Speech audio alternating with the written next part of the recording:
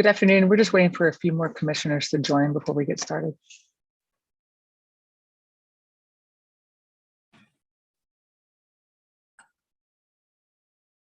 Commissioner Flick, I just need to make note, this is Commissioner Lund, that I'll need to leave the meeting about 4:20. Okay. Thank you, Commissioner Lund.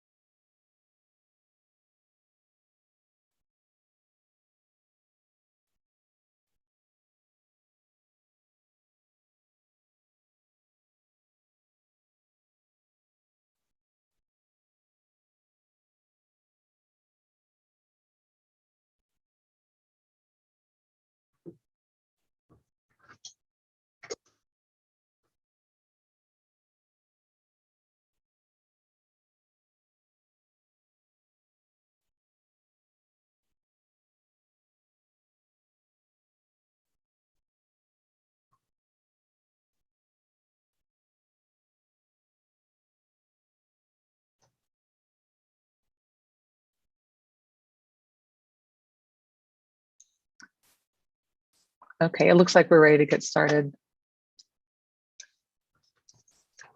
Okay, I'll call this meeting to order at 1:32 p.m.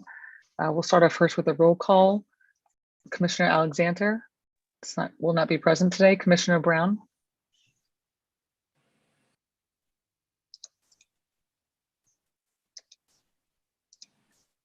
Commissioner Brown.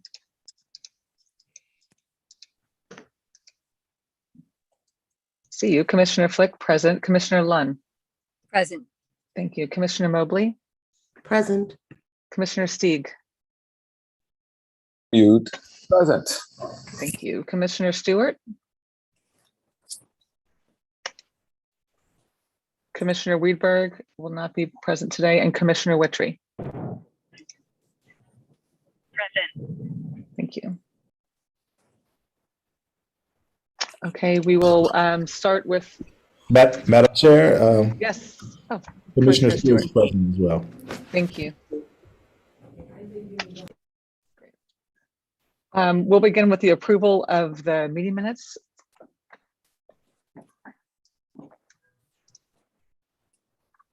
We're looking for an approval of the October 12th meeting minutes.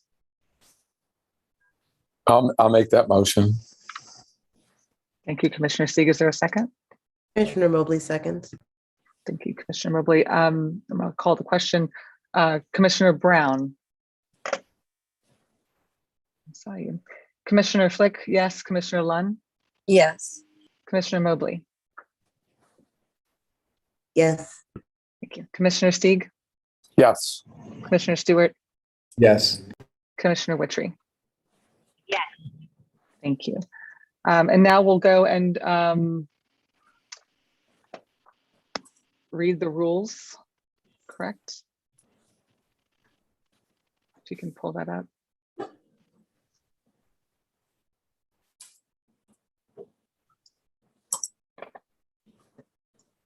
Emily, I think, can you take it to the next slide? Yeah, I'm looking for the minutes. Give me one moment, please. Sorry, we've had a little change in human power today. I see. People are playing a different role.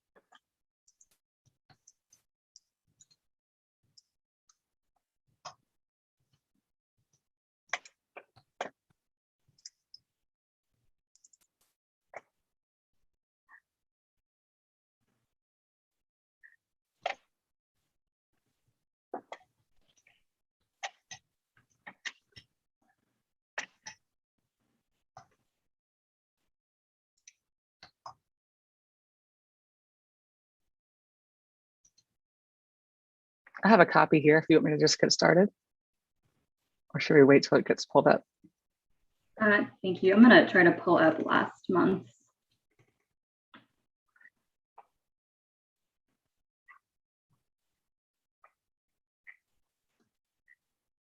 I think we could have you read them without them being on the screen. Okay. Okay, the order of business. The order of business of the hearing shall be as follows: call to order and roll call with recording of members present, approval of minutes, reading of the hearing rules, presentation of dockets, staff presentation, applicant presentation, questions from members, followed by a 30-minute recess. Then the consideration of dockets, which includes public comment, rebuttal by the applicant, questions from members, voting, and adjournment.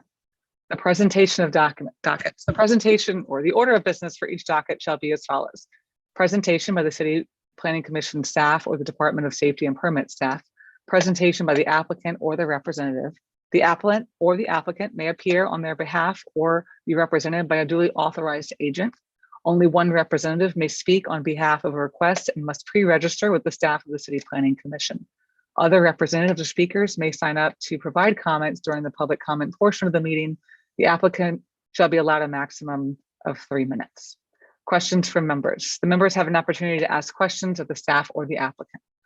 Recess. The commission board shall take a 30-minute recess to allow members of the public to comment. Public comment. Rules. Only written public comment will be allowed. Live public comment will not be allowed. No member of the public may submit more than one written comment per agenda item. Time allowed for the public comment. The public comment form will be made available at the start of the meeting and will close at the end of the 30-minute recess. Public comments must be submitted electronically on the form provided by the City Planning Commission. Any comment missing this information will not be read aloud. Each submission must contain the commenter's first and last name, the commenter's address, whether the commenter is being paid in connection with his or her comments, the agenda item. A moderator will read into record all the comments pertaining to that item that have been submitted in accordance with these rules. Comments will be read aloud in a normal speaking voice. The moderator will discontinue reading a comment once it exceeds 2 minutes. Following the public comment period, if there's opposition to the authorized representative of the application, the authorized representative of the application is allowed a rebuttal not to exceed 3 minutes. Questions from members. Following the public comment and rebuttal, the members have an opportunity to ask questions of the staff or applicant. Voting. Making a motion. The member making a motion shall clearly state their name when making a motion. For example, I, Commissioner Flick, move to approve, deny the request. Seconding the motion, the member seconding the motion shall clearly state their name when seconding the motion. For example, I, Commissioner Flick, second the motion made by Commissioner Flick. The chair will restate the motion, confirming who made and who seconded the motion. The chair will request a verbal vote from each member by roll call. Each member will indicate yay to vote in support of the motion or nay to vote in opposition. And with that, we will begin with the reconsideration of subdivision docket 9120. Subdivision docket 9120 is a major subdivision that was before the commission last year. It's a Hano property that is being developed in conjunction with Iris Development. And it's essentially a series of lots that were formerly developed with, it's a series of lots in the Carrollton neighborhood that were formerly developed with mid-20th century structures. They have been demolished in recent years, and the proposal is to re-subdivide them into narrower lots that are more consistent with the historic lot patterns. The lots would each measure about 30 feet in width and 120 feet in depth. And they're to be Stephen? developed. Yeah. Stephen, Mr. Kroll, can I interrupt you? Sorry to do that. Madam Chair, I need to ask to be recused on this matter.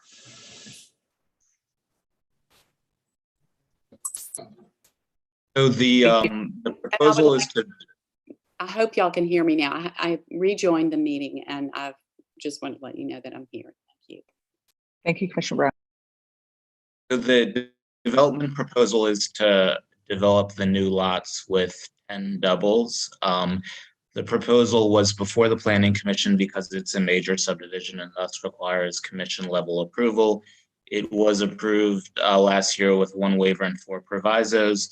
The subdivision regulations give a year to go from that tentative approval, that is the commission's action, to final approval. As noted at the last meeting, the developer is still working through some of the provisos, and the year has elapsed. So essentially, they need the approval re-upped for a second year. And this was before you at the last meeting, but due to lack of quorum, it had to be deferred to this meeting.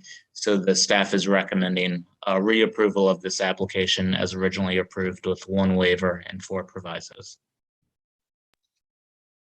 Thank you. Is the applicant or applicant's representative on the call? Yes, Wendy Hoffman, applicant speaking for subdivision docket 091-20. My name is Wendy Hoffman from Iris Development, and the address is 1718 San Ann, Suite 100. We're asking for the reconsideration of the subdivision because we're currently going through the 106 design review with the city and SHPO. And we're basically looking for commission to, again, grant tentative approval for the subdivision while we work through that process. Thank you. Are there any questions for the applicant or for staff? No. Thank you, Ms. Hoffman. We'll move on to the next subdivision docket 7321. Subdivision docket 7321 is the request to re-subdivide one existing lot, lot F1A, into 4 lots, lots F1A1, F1A2, F1A3, and F1A4. The existing lot is currently vacant and parallel to Dwyer Canal in New Orleans East. The applicant is proposing a subdivision of the lot in order to construct new residential structures. The subdivision requires consideration by the commission because it does not meet the requirement in the subdivision regulations that new lots front on a public or private street. This request was heard at the September 14th City Planning Commission meeting, where it was recommended for deferral to allow time to review alternative solutions. Since the September 14th CPC meeting, the City Planning Commission staff met with a representative from the Department of Public Works to discuss the pending Mark Drive street improvement. It was discovered that the improvements to Mark Drive are to occur not solely within the city-owned right-of-way, but also within the applicant's property. This issue of the city improving property it does not own must be addressed prior to CPC consideration of the subdivision. The City Planning Commission staff also met with the applicant to discuss various options that would be more consistent with the subdivision regulations. The applicant modified the subdivision survey, so Mark Drive is no longer a part of the proposed lots, and for all proposed lots to front on Mark Drive. To provide time for the ownership issue to be rectified and to allow additional time for the staff to review the modified survey, the staff is recommending deferral of subdivision docket 7321 to the November 9th City Planning Commission hearing.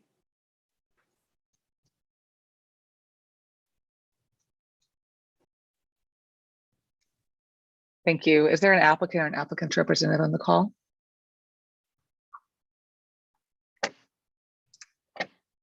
Yes, I'm here. Hi, can you state your name and address for record? Amy Scandaliato, 8480 Morrison Road, New Orleans, 70127. Thank you. And you're okay with the deferral to work out some additional items? Yes, I'm perfectly fine with that. Yes. Great. Are there any questions of the commission for staff or the applicant in regards to this application?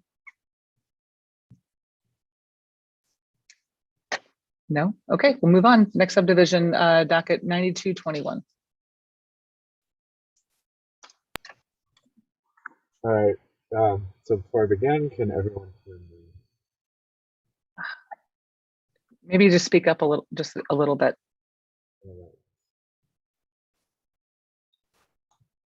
Subdivision docket 9221 is a request by Buds Block LLC to re-subdivide lot A1A, which faces O.C. Haley Boulevard, into 2 lots in an HUMU, historic urban neighborhood mixed use. Those lots are vacant, and the applicant has stated the subdivision is to allow for residential and mixed-use development, inclusive of retail. The subdivision requires commission action for the following 2 reasons. Subdivision would technically result in a reversal of lot frontage under section 5.1.8. As lot A1A1 facing St. Andrew Street would have a side property line adjoining rear lot A1A2. Also, the subdivision would create two L-shaped lots, which is inconsistent with section 5.5.5, which requires side property lines to be perpendicular to front property lines, a requirement that L-shaped lots cannot meet. For these reasons, the subdivision docket is being reviewed under policy D. For staff analysis, we have determined that while the proposal will technically result in a reversal of lot frontage, the proposed lot pattern is consistent with the existing lot pattern on the block and throughout the neighborhood. Lot A1A Lot A1A2 is to have a dogleg extension of about 150 square feet, which is about 11% of the remainder of lot, therefore considered a minor L shape. In contrast, lot A1-8 will have a dogleg that is about 25% of the lot, so it is a major L shape. The staff is inclined to support the major L shape in this case because the commission has made clear its consideration of the draft subdivision regulations that it supports being more permissive with the creation of L-shaped lots in historic districts, and also because the site is on HUMU, the area that is to have the dogleg shape is potentially entirely buildable. For these reasons, the staff recommends tentative approval of subdivision docket 9221 with final approval subject to the provisos. Thank you. Is there an applicant or an applicant representative on the call? Yes, Sam Levin. My address is 1712 Soniat Street, New Orleans, Louisiana, 70115. Thank you, Mr. Levin. You have 2 minutes.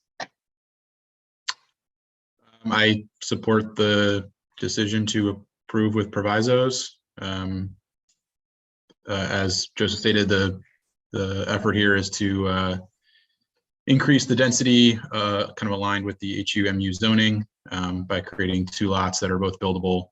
We think the L shape kind of bumping out of that front lot, A1, A2, allows the corner on O.C. Haley, kind of the more major street, a little bit more room to build, which was the kind of the impetus for creating that. Thank you. Are there any questions for staff or the applicant? No, thank you, Mr. Levin. We'll move on to the next zoning docket 7821.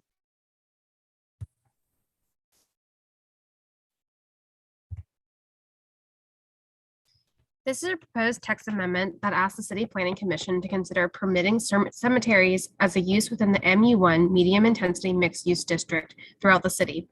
Currently, cemeteries are only a permitted use within the OSN neighborhood open space district. Cemeteries are classified as an open space use. Cemeteries are prohibited in all districts outside the OSN district and are therefore prohibited use in much of the city. The proposed text amendment would expand the use of a cemetery to the MU1 district. The applicants have requested this a text amendment to expand their cemetery operations located at 4000 Norman Mayer Avenue to a lot on the opposite block face at 2050 Catton Street. This lot will contain a 7,500 crypt mausoleum and parking spaces for visitation. During review of the proposal, the applicants were notified of additional use standards that could still limit or prohibit the use of their subject property as a cemetery. The applicants were unaware of any use standards at the time of the submittal and have requested a deferral to consider these use standards at the next public hearing. Staff is in support of this deferral and recommends a deferral to the November 9th public hearing. Thank you. Is there an applicant or applicant representative on the call?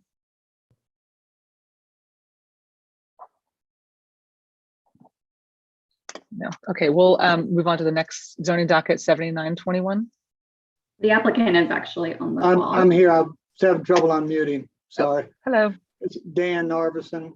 I live at 5703 Bermuda Dunes Drive, Houston, Texas. I'm here to answer any questions anybody might have, but we obviously at this time support the deferral. Thank you. Are there any questions for Ms. Narveson or the staff? I have a question for staff. So if the applicant has a parcel in mind, why are we going through a text amendment as opposed to just having an application for the site that they're looking at expanding to? So even though they have a site in mind, so like for instance, they want to move to the MU1 district, cemeteries are prohibited throughout this, like only in the OSN district can you have a cemetery. So even if they were to, like they would have to either go through a zoning change, but it's still a prohibited use in the MU1 district. So that's why they're proposing a text amendment to allow this to exist in the MU1 district because it's prohibited in anything other than the OSN. Okay, question for the applicant. Do you actually own that parcel? Yes. Yes, we do. We just acquired it a couple weeks ago, so we own it now. Obviously, it's directly across the street from the other mausoleum projects of Mount Olivet, which is why we've targeted this tract of land. All right, thank you. Are there any other questions for the applicant or for staff? Hearing none, we'll move on to zoning docket 7921. Zoning docket 7921 is a request for a conditional use to permit a medical clinic over 5,000 square feet in floor area in an HUMU historic urban neighborhood mixed use district. The property is located at the corner of Esplanade Avenue and North Broad Street. The address is 1320 North Broad Street and 2558 and 62 Esplanade Avenue. Sabine, Yes. can I interrupt you for the same reason? And Madam Chair, I need to be recused on this one as well. Commissioner Noted, Steve. thank you. Thank you. Thank you. That lot is approximately 16,000 square feet in area and is already occupied by a one-story vacant commercial structure. The applicant is proposing to operate a 6,500 square feet medical facility within the building. Medical clinics are a permitted use in the HUMU district, but all commercial uses above 5,000 square feet are conditional uses. The applicant is not proposing any new changes to the site or the building except for some facade renovations, new landscape, and new permeable paving on the existing parking spaces. Staff believes that the medical clinic should have little impact on adjacent properties and would provide medical services to the broader community. The traffic increase generated by the facility would not impact the street system more than any other commercial uses allowed at this location. And adjacent properties on each side of the petition site are developed with commercial structures. So we don't think that any of these uses would be negatively affected by the proposed use. Therefore, we are recommending approval subject to 6 provisos.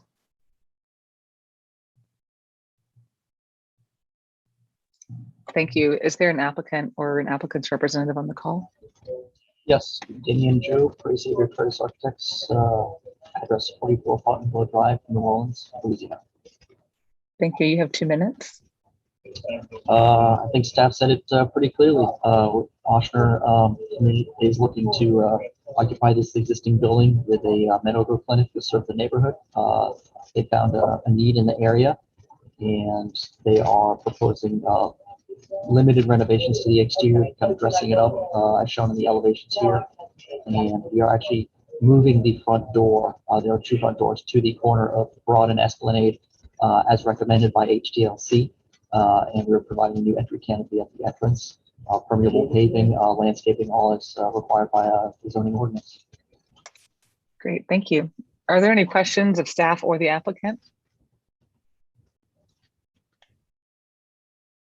Hearing none, we'll move on to the next zoning docket item 8021. Zoning docket 8021 is a request by council motion for a planned development that would allow the adaptive reuse of the historic McDonough 7 school site for residential development. The site is located in an HURD2 residential district, which is the residential district that includes this portion of the Turo-Bulani neighborhood uptown where the site is located, and generally does not allow multifamily residential development. However, it does allow for multifamily development through a plan development process, and in this case, through the Affordable Housing Plan Development tool. The site itself is about 5,400 square feet, somewhat unusual in shape, kind of meandering through this block, which is bounded by Mile End Coliseum, Marengo, and Chestnut. and it's currently used by Audubon Charter Schools upper school, housing the 4th through 8th grades. The proposal here is fundamentally by Hanno to allow the adaptive reuse of the historic building itself and construction of new 2-family residential structures as well on the open portions of the site. The proposal is for the existing historic building to contain 27 units, and there would be 6 doubles, so a total of 12 units between them, with 39 units overall across the site. There would be several off-street parking spaces behind the various units that would provide 41 parking spaces. And so conceptually, this is really appropriate given the purpose of the plan development tool to allow both for the adaptive reuse of historic structures such as this early 20th century school or late 19th century school, as well as to allow for affordable residential units to exist in high opportunity neighborhoods close to transit, amenities, employment opportunities, and the like. And so conceptually, the staff really thinks this is a great proposal. There are a number of design changes that we're recommending. First, we are recommending that the locations of the doubles be modified development pattern in the neighborhood. And so what you see on the left side of the slide is the site plan brought by the applicant, which shows a pair of doubles facing Coliseum. Our proposal would be to turn those and then add an additional structure facing Coliseum on the existing lots to basically put structures on existing lots. Secondly, we are recommending some relatively modest changes to the design of the doubles. So part of that is internalizing exterior staircases. Another part is changing the column design and increasing the depths of balconies. Third, we're recommending relocating parking spaces. Currently, all of the parking is behind the structures, and so that sort of site design is a little bit incongruous with, you know, a historic residential site designed for doubles where you do not have these parking lots kind of to the rear of doubles. And so we're recommending that those be relocated. And then fourth, we are recommending that the developer consider relocating residential units out of the structure's ground level floor, which has a fairly low ceiling height. We would suggest that the ground floor be used only for office, community, and other non-residential purposes, given the low ceiling height, and that there be exploration of using the attic space or other space for those residential units as well. And you know, having said that, again, in its totality, this is really an appropriate use of the plan development tool, appropriate under the master plan, and we are supportive at staff level and recommend approval with 19 provisos. Thank you, Stephen. Is there a Hanno representative on the call? Yes, this is Chip Burgess with Burgess Rome Architects. Thank you, Stephen, for the review. And you know, I think what y'all are talking about with the recommendations, we don't on all in all, we don't have problems with. Exploring the use of the attics is fine, and then using the bottom floor for that, that'll more be up to a developer on the project. But this project is going to go from Hanno, and then we'll go out to developer. The one issue that we do have, just something that we need to do more exploration on, is the recommendation to re-subdivide the lot into the main lot and then the seven residential lots. We have no problem doing the other building and eliminating the parking. The problem is that from a financing standpoint, for a developer to finance it with the basically the 8 lots, we think will be problematic. So what the other 18 provisos, we're good with all of them, and don't really have an issue. If there's a way that we can subdivide this into one lot of record, that makes it so that the financing is, because we know that all these are contingent upon what the developer of of getting financing. So that's in a nutshell. I mean, we're excited about the project. We think that the school building is going to be a really good adaptive reuse, and I think that along with we're using the same rhythm in the neighborhood for the doubles, respacing the columns, the deeper porches. We're all over that with you, and we're fine. So that's what I have. Do y'all have any questions that I can answer?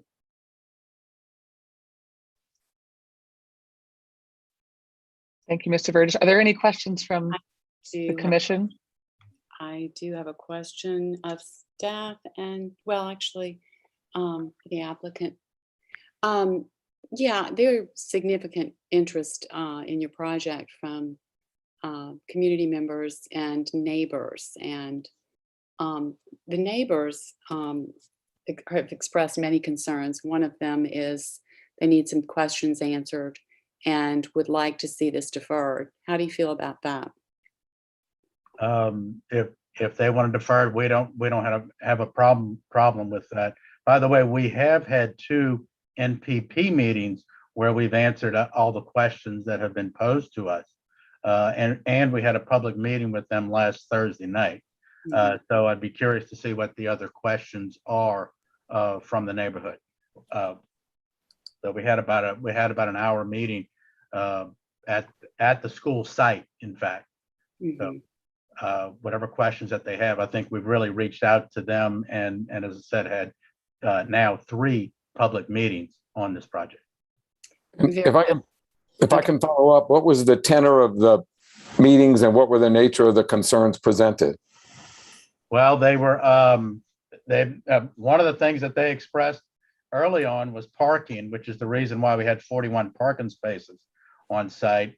They were discussing the design of the buildings, which they didn't, with the 2-story buildings, which, by the way, most of the buildings in this neighborhood are 2 stories. I think at least half. They discussed affordable home ownership, which I think is something that will not physically work just from an economic standpoint. So honestly, there were really mainly 2 or 3 people, maybe 4 that were talking. That were doing most of the talking for the neighborhood, but those were some of the questions. I think y'all, looks like there are a number of letters and people that have written, expressing comments on the project. Would you say that their concerns, I mean, did they go away satisfied or did they go away still concerned? That's a good question. I don't know. I mean, on the most part, we answered them to the best of our ability, whether it's the answer that they wanted to hear. I think, what we've been presenting is what would be a complex that would be of this type. And it's going to be a first-class development in the middle of this neighborhood. So I mean, we've answered it to the best of our abilities. As I said, I don't know that we gave them the answer that they wanted to hear, but it was the straight and it was the honest answer. All right, Mr. Burgess, I have a question for you. So you mentioned about keeping it 1 lot of record. So the actual developer has not been selected at this time for the financing of this project? That's correct. For a developer, for a solicitation to go out for developers, Hano has to be able to acquire the property, and they need to be able to acquire it to put into service on what they plan to do. So no, a developer has not been selected, and we can't do that. That can't go out until we would. And re-subdividing it, because this is multiple lots right now, as you see underneath the plan that's on the screen on the right side. If we would want to re-subdivide it into 1 single lot of record until we can explore the other possibility of doing the other 7 like the staff has recommended. So the plans will stay the same, but just for financing purposes for the developer, you're suggesting it stays 1 lot of record, then you guys will come back to break it down and subdivide it back? The the plans on what we want to build would remain the same. We would need to do it as, we would need to have this done and re-subdivide it as one lot of record. Okay, so it will remain one lot of record. That's correct. It'll remain. That's correct. That's correct. But the design as is will remain regardless of which developer is selected. That's correct. If I may ask another follow-up as far as design, the concern also was the basement level. Is that being addressed with the 7-foot ceilings? And Yes, that'll be something that will be explored by the developer, and then also utilizing the attic, which, by the way, we think is a great idea. The ceilings on the first floor are 7'3", as I measured last Thursday night. And yeah, so that all those are things that are on the table. I mean, we were planning on already proposing that the cafeteria on the right side of the building be a community room. So if those were community spaces and then we add more units up in the attic, that, as I said, that'll be a detail that'll be worked out with the developer. Commissioner Brown, it seems like a lot of the provisos addressed a number of the comments that we saw that came in through via email. And I think the other major concern, I think that was sort of came up again and again, was that people were muted at the meeting, and so they couldn't ask their questions, or I guess they just submitted them via the chat, but some were not answered, and that was a big basis for this ask for a deferral. yeah, and I'm sure we will find out how they feel in comments that we get in during the comment period, as how satisfied they are with any changes that have been made. There were significant, there was just a huge number of letters of opposition from the neighborhood, and that was what I'm looking to see, having been satisfied. Are there any other questions for staff or for the applicant? I have a question. If we're going to utilize the attic spaces, and I'm not trained enough to read all of these plans, but I'm assuming there's no elevators in the building. So you're going to have to add elevators, which get expensive. And if it's senior housing for rentals, are people going to then walk up 3 levels to get to their units? No, actually, the plan would, I mean, the building would definitely have to have an elevator. We wouldn't be doing this project if an elevator were not added to the building. So yes, an elevator it'll be extended to all levels. So no, I mean, the building will be brought totally up to code. Right now it's a school, and it's a school that's been there since the early 1900s. So it'll be totally renovated and then added back to, the elevator will be added. Oh, wait a minute, I'm sorry. I'm wrong. The building does have an elevator.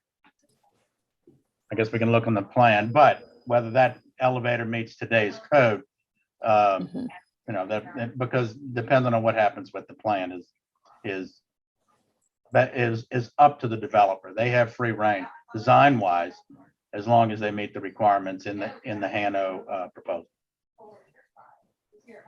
And this will be all rentals. There's no home ownership path that's planned with the plan of the affordable housing plan development. Is that correct? That's what's proposed at this time. That's correct. And will you just remind me how many units compared to parking spaces? Well, we had proposed 27 units in the main building and 12 units in the residential and in the doubles, and we had 41 parking spaces. Okay. Thank you, Mr. Burgess. I'm sorry. The total is 39 units. Mr. Burgess, can you remind me, this is Commissioner Mobley, how many of those units are at or below 30% AMI? I don't know that I have the answer to that question at this time. Okay. Are there any other questions? 200. I have a question, Commissioner Lund. I have a question for Stephen. Just the recommendation in the provisos that the exterior staircases be moved interior. What is the reason for that? It's really just to be more contextual, The neighborhood. in this neighborhood, typically you have, you may have doubles, but they're often connected by interior staircases rather than exterior. And that was a recommendation made at the Design Advisory Committee as well. And we agree with that. We think that's a good modification. All right, thank you. Are there any other questions or comments? Okay, hearing none. Next zoning docket 8121.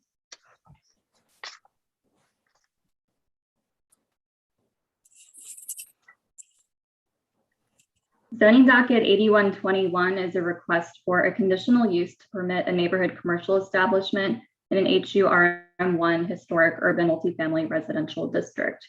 The applicant wishes to open a retail goods establishment, specifically a grocery store, in an existing non-residential masonry structure that previously operated as Mike's Food Store.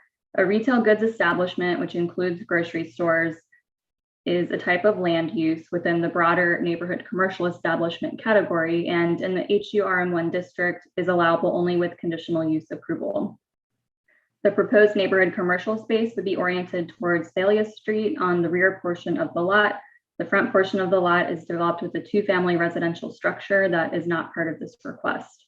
The proposed 1,744 square foot commercial space would include an open grocery store space with a fruit station, a walk-in freezer, a food prep and concession area, seating, an office, restroom, and food storage.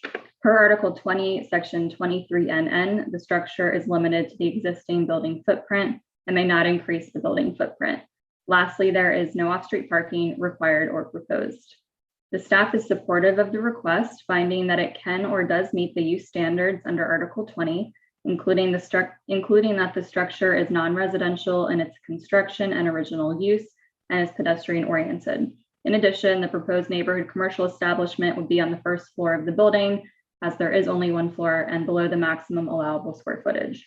Lastly, it will comply with the allowable hours of operation. The request is consistent with the master plan and the purpose of the HURM1 district and would provide improved food access to neighbors. Staff finds that the proposed use also meets the intent of the zoning district regulations and would reestablish a neighborhood commercial use on site and would increase food access for nearby residents. Therefore, the staff recommends approval of zoning docket 8121, subject to 7 provisos. Thank you. Is there an applicant or an applicant's representative on the call? Hello, my name is Brianna Johnson. Address 1411 South Roman Street, New Orleans, Louisiana, 70125. Thank you, Ms. Johnson. You have 2 minutes. I'm satisfied with provisos. Thank you for considering my conditional use application. Great, thank you. Are there any questions for the applicant or for staff?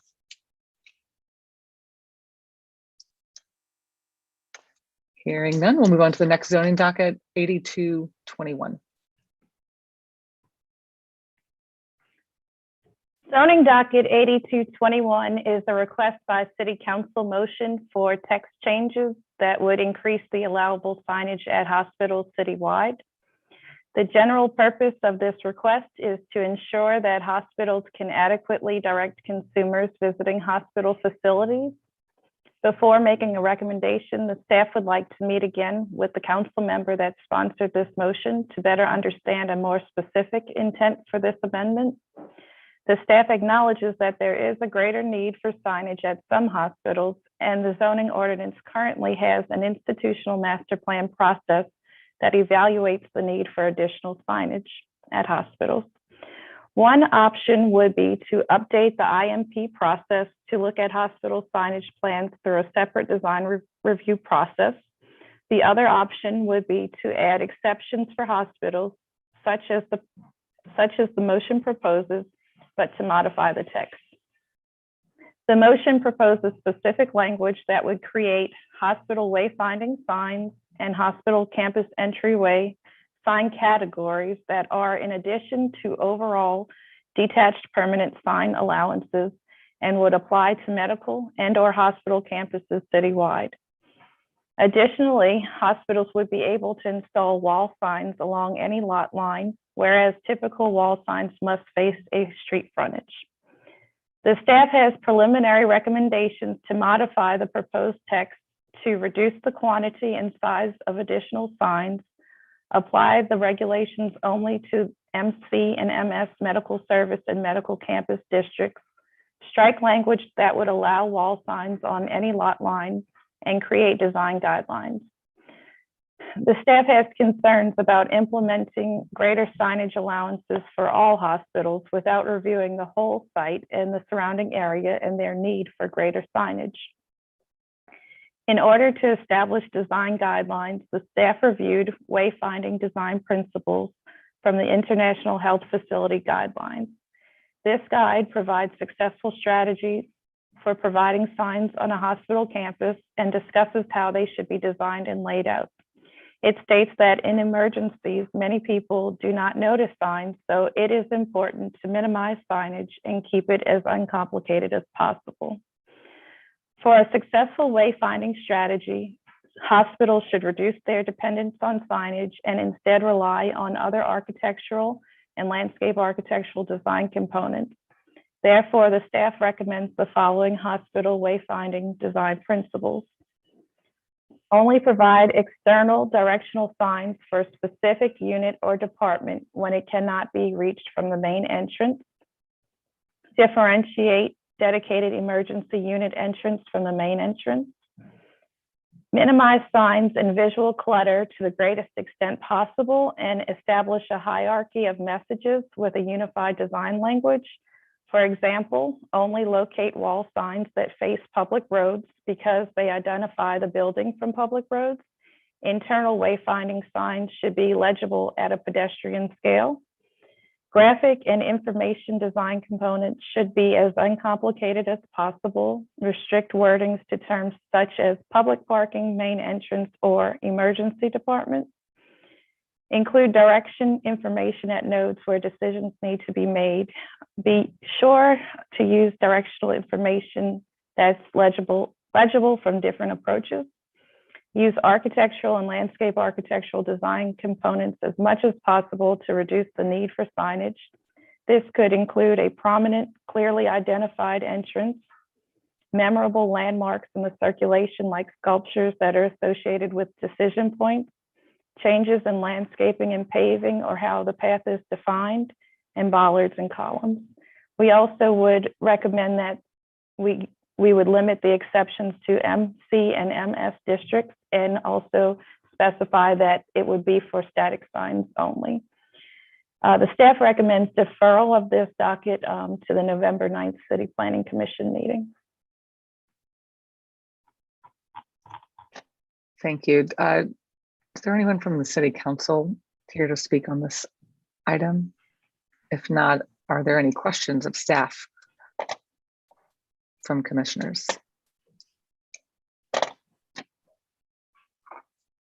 Hearing none, we'll move on to the next zoning docket 8421. Zoning docket 8421 is a request by City Council motion number M21264 to consider the addition of affordable housing opportunities throughout New Orleans for smaller scale multifamily dwellings consisting of 1 to 9 unit developments. The motion further requests the City Planning Commission consider possible reductions of the lot area requirements, bulk area regulations, and other developmental and procedural requirements to make these smaller affordable housing developments feasible. Currently, there are no standards or incentives written in the comprehensive zoning ordinance that address smaller residential developments under 10 units that seek to provide affordable housing. Before going into the specifics of staff's recommendations, staff would like to take the opportunity to provide some context and background for the request. The City of New Orleans is in the midst of an affordable housing crisis, with tens of thousands of residents experiencing being cost burdened or severely cost burdened when paying for housing.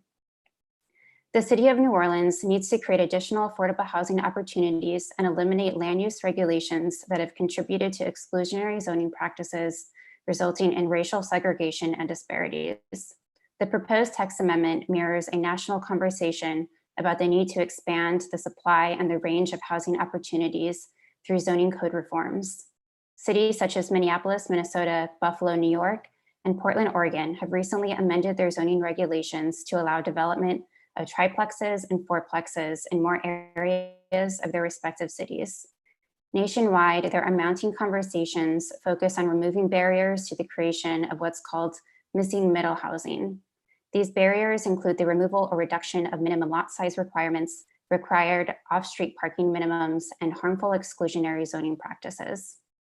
Missing middle housing refers to housing types that were common pre-World War II, such as triplexes, fourplexes, and medium-scale multiplexes. These kinds of housing types are less common today and are therefore missing. Oftentimes, missing middle housing can blend with neighboring single-family homes because they can be comparable in size and mass. Next slide. New Orleans' first zoning ordinance was adopted in 1929, years after much of the historic areas of the city were already developed. The 1929 zoning map included 4 residential zoning districts. Districts B, C, and D all permitted multifamily dwellings.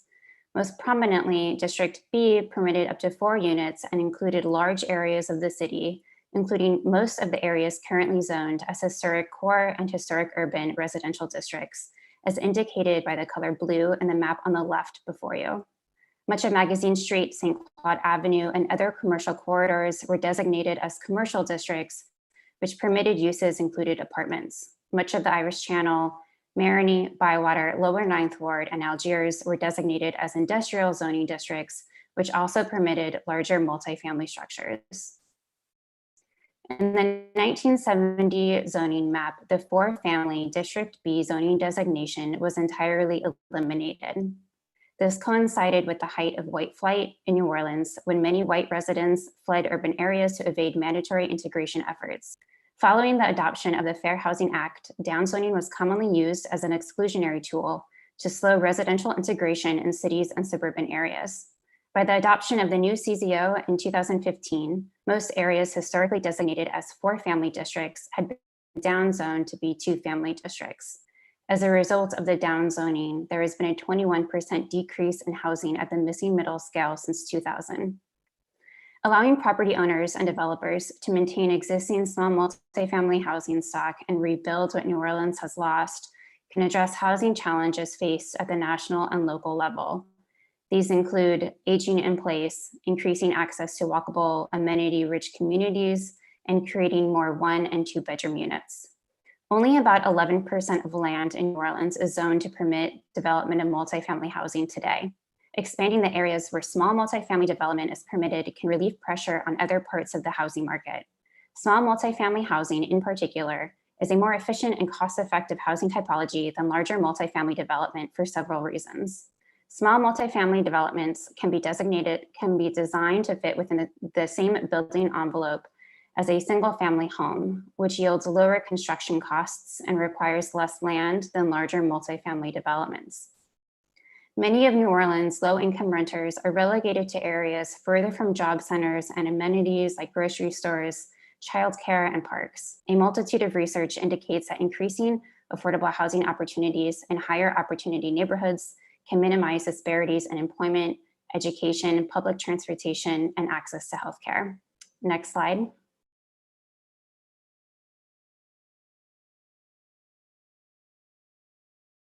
The SAF recommends a new use called the small multifamily affordable dwelling that permits 3- and 4-unit dwellings in many areas of the city currently zoned for only 2-family development, as well as other areas where multifamily dwellings are already permitted. The comprehensive zoning ordinance currently has one definition for multifamily dwellings, which includes any dwellings with 3 or more units. The same definition is used to describe a triplex, as well as a large apartment structure that might contain 150 dwelling units. This definition describes vastly different uses with vastly different impacts.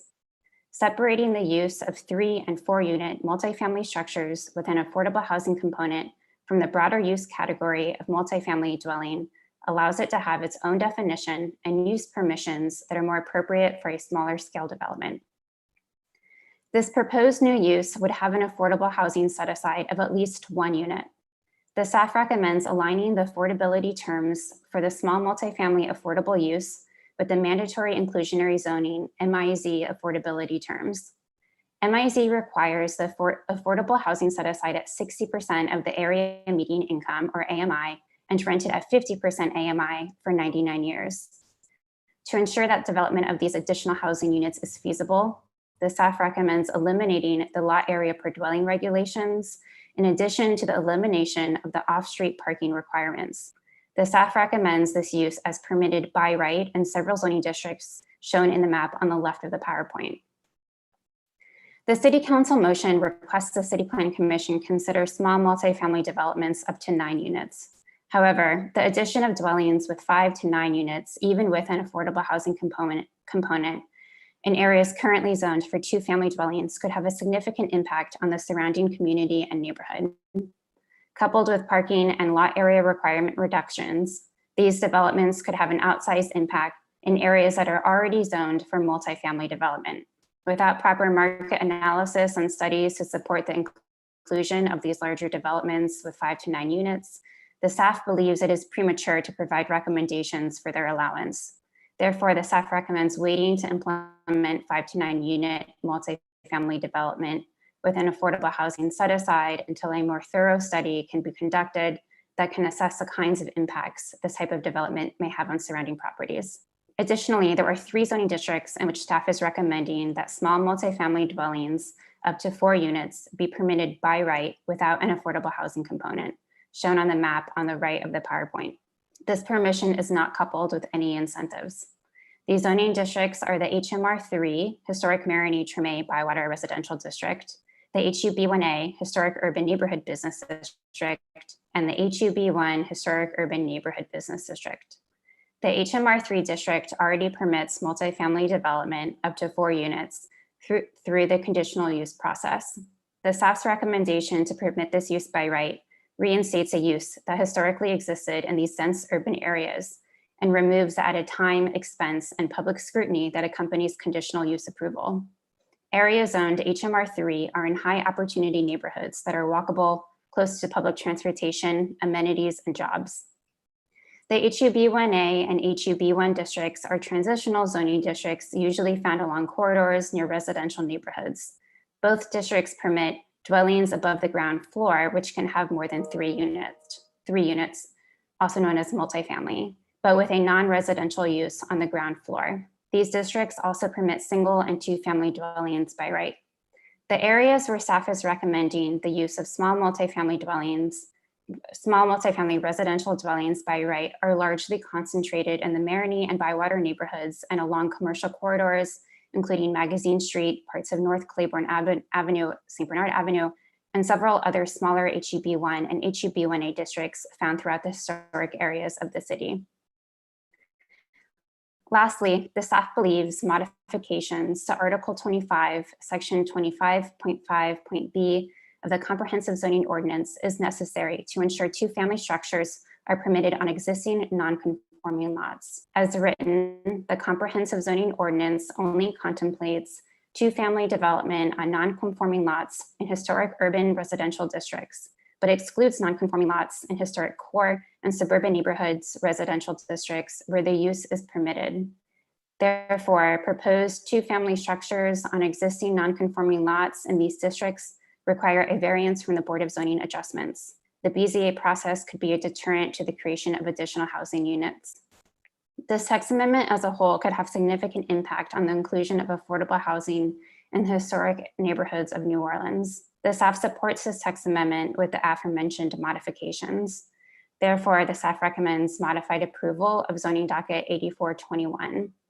Staff would also like to acknowledge one error in the report. The report states that only about 5% of land in New Orleans is zoned to permit development of multifamily housing today. That number should be 11%. And with that, that concludes staff's presentation. Thank you. Are there any questions from the commission? For staff? Yeah, I have one question. Rachel, The rec staff recommendation for modified approval includes the deferral of the one portion that you said that you felt wasn't right for a decision. Is that right? That's correct. Although it wouldn't be a deferral that comes back through this zoning docket. What we're recommending is that we wait and have proper research until it comes back. Okay, so that would be denial of that part and approval of the other parts that you described. Is that correct? Okay, good. I just wanted to understand exactly what was included in the modified approval recommendation. Thank you. Are there any other questions? I have a question. Rachel, you said that the current percentage is at 11%. What would this increase it to, and how many properties are going to be affected? And was there, I'm wondering when this was considered and what the genesis was, and whether or not the COVID has had anything to do with, maybe if there's still as much of a current need, or if that's been addressed at all. I'm not sure it was in there, and if it was, please tell me where. Bob, do you want to take this one to speak about the genesis for this motion from council? Sure. And I mean, we've been having conversations with council for quite some time in the administration about housing. If you recall, back in 2018, the mayor asked us to do a housing opportunity study, which was basically to go through the zoning ordinance and look to see what provisions were impeding either the creation of or the protection of affordable dwellings. And so the idea for that effort was to go through and identify changes in the zoning ordinance that would create housing opportunities and would protect existing affordable housing. Because of our staffing issues, we have not been able to progress on that study as quickly as we would like, and it still has a lot of work left. So in our conversations with different council members and with the administration, the conversation turned to whether or not we could pull pieces of the pull some of the ideas that we have been considering out and go ahead and move forward on legislation. Because while we've been doing this work, we've had a pandemic, we've had major storms, and the housing situation for many is only worsening. So the disparity between how house values and income levels is increasing. So Councilmember Palmer asked us to look into this particularly, and she introduced a motion towards that end. There are a couple of other things that we are looking at as well, but there are no motions that they could be moved forward. So this is one that Councilmember Palmer felt was low-hanging fruit, I guess, and there has been some interest in the housing development community for these types of zoning changes that will facilitate more affordable development in some of these high opportunity neighborhoods. I don't know if that answers your question. Well, it does, and I certainly understand we've had constraints with staffing and all, and since there has been a delay, I'm wondering if any of that will be incorporated in the new housing study, and whether that significantly changes what the need is, and how, and also, Rachel, I was wondering how the percentage was affected also by what's recommended here from the staff's model. That's a good question, and I don't know the answer to that right now. I can try to get that to you. I can see if we can maybe try to get an answer during the break. Yeah, Rachel, I pulled up some numbers that we had looked at previously on the number of lots that are within various zoning districts. And I would just estimate that approximately 70,000 lots would be affected, because it would include all of the HURD1, HURD2 districts, the HMR3 district, HUB1, HUB1A districts. The HURD2 district is especially, that's probably the district that has the most lots in the entire city at 48,873. Paul, can you go through that list again? It includes all of the read that list again, HURD. It's HURD1, HURD2, HMR3, HUB1A, HUB1, and I think SRD. And those are what you see mapped on the left side of the screen right now. It's really also to back up, in the last master plan amendment period, there were some changes to the FLUM, the future land use map descriptions. And in those FLUM descriptions, a change was made to allow small multifamily. And so this would essentially be implementing that master plan change. So it wouldn't be allowing multifamily anywhere that was contrary to the master plan.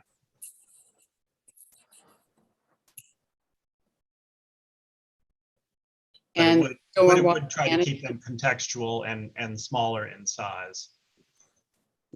I'm sorry. And is there a stormwater management piece that connects with this? I know that the housing study hasn't been completed, and I'm sure that the impact seems huge with that many lots.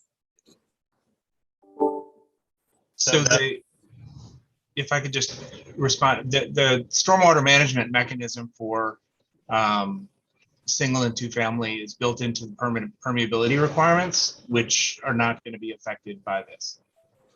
So there's no kind of waiver of permeability requirements with this proposal.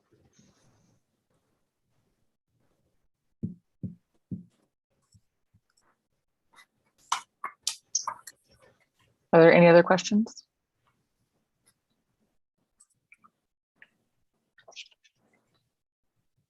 Okay, hearing none, we'll move on to zoning docket 8521.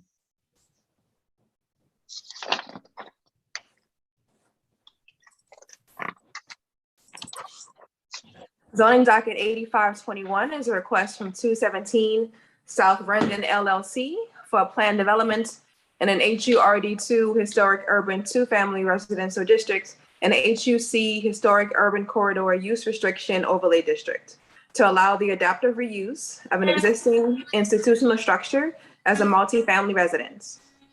The petition property is located on Square 682, lot 16 through 19, in the First Municipal District, bounded by South Rendon Street, Cleveland Avenue, Palmyra Street, and Jefferson Davis Parkway.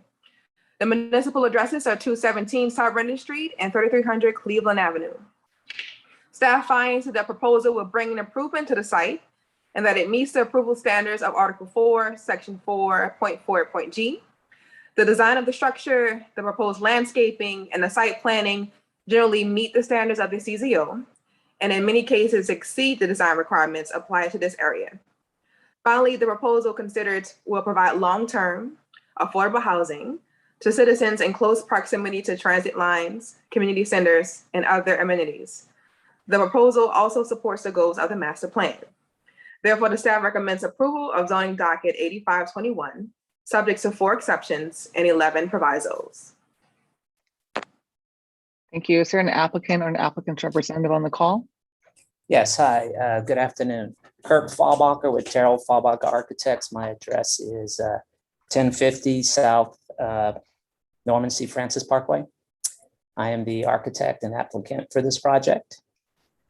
Thank you, Valerie, for a very thorough report.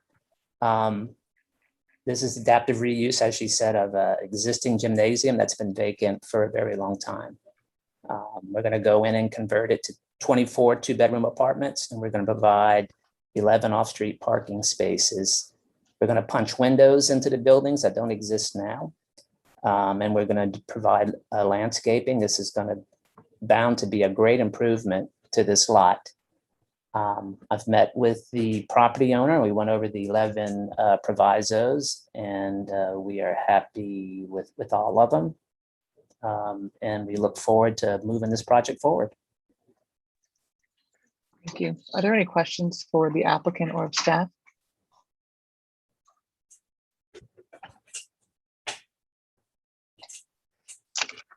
Okay, hearing none, we'll move on to subdivision docket 13421.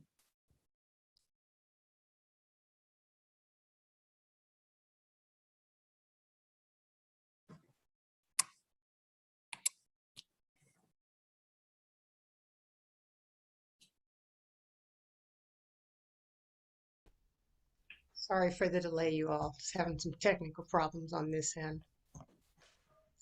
Subdivision docket 13421 is a request to reconfigure 8 lots of record that previously functioned as 2 development sites into 2 new lots of records.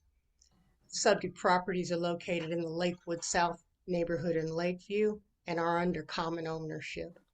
The site currently functions as a single development containing a single-family dwelling at 5462 Bel Air Drive and a 2-car garage occupying a portion of 5482 Bel Air Drive. The 2-car garage was originally an accessory to a now demolished single-family dwelling that once occupied 5482 Bel Air Drive. This subdivision is being requested to enable the applicants to, for lack of a better way to put it, transfer the portion of 5482 Bel Air Drive that contains the garage to 5462 Bel Air Drive. The resulting remainder, whatever's left, will be left of 5482 Bel Air Drive, which is also known as proposed lot 27A1.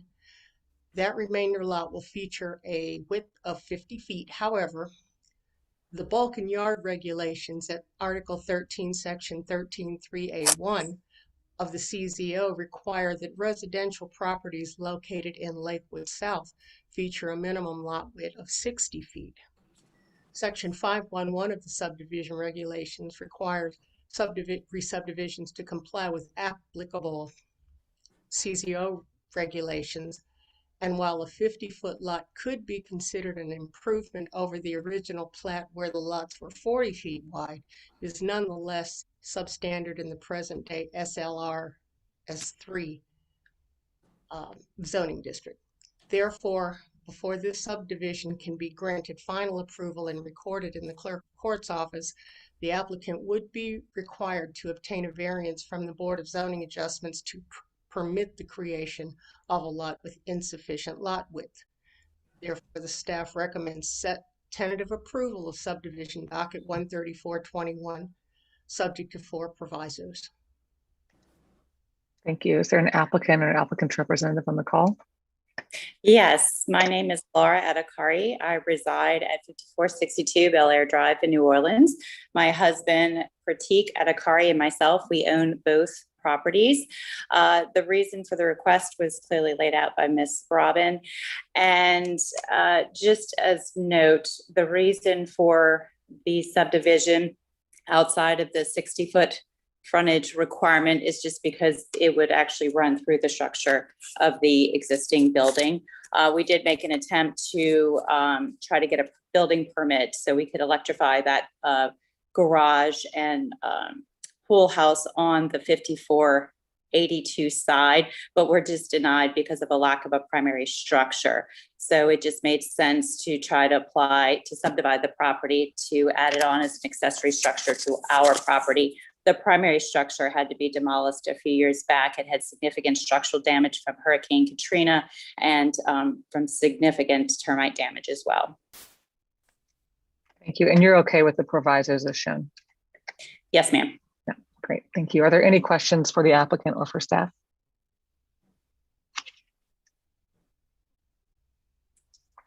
Hearing none, we'll move on to our business recommended for deferral. which appears to be zoning docket 8721 to 8921. Is that correct, Stephen? Yeah, it's 86 through 8921, and our recommendation is deferral to the next meeting, November 9th. Thank you. Next up is the proposed budget, the 22 budget and work plan for the Downtown Development District.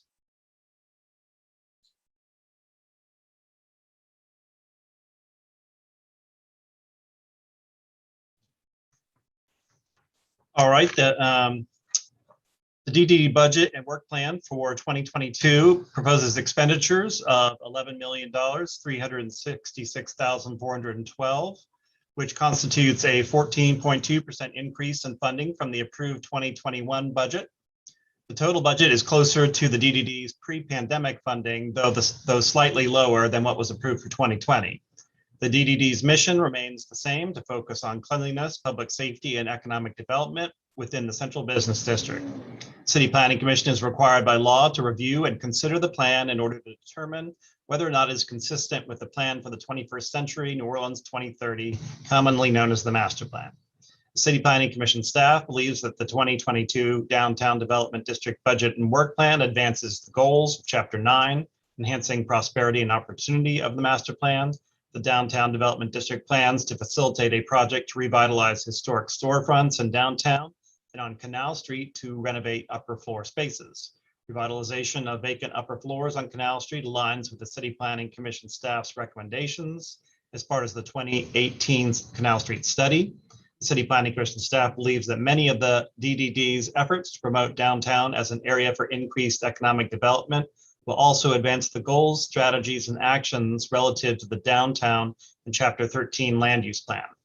Many aspects of the Downtown Development District work plan will encourage a 24-hour live, work, and play environment in downtown, including facilitating the redevelopment of upper story spaces along Canal Street with residential units, continued plans to renovate and activate Duncan Plaza and other downtown public spaces, bringing various events and activities downtown, supporting economic development efforts, and enhancing policing and other public safety efforts downtown.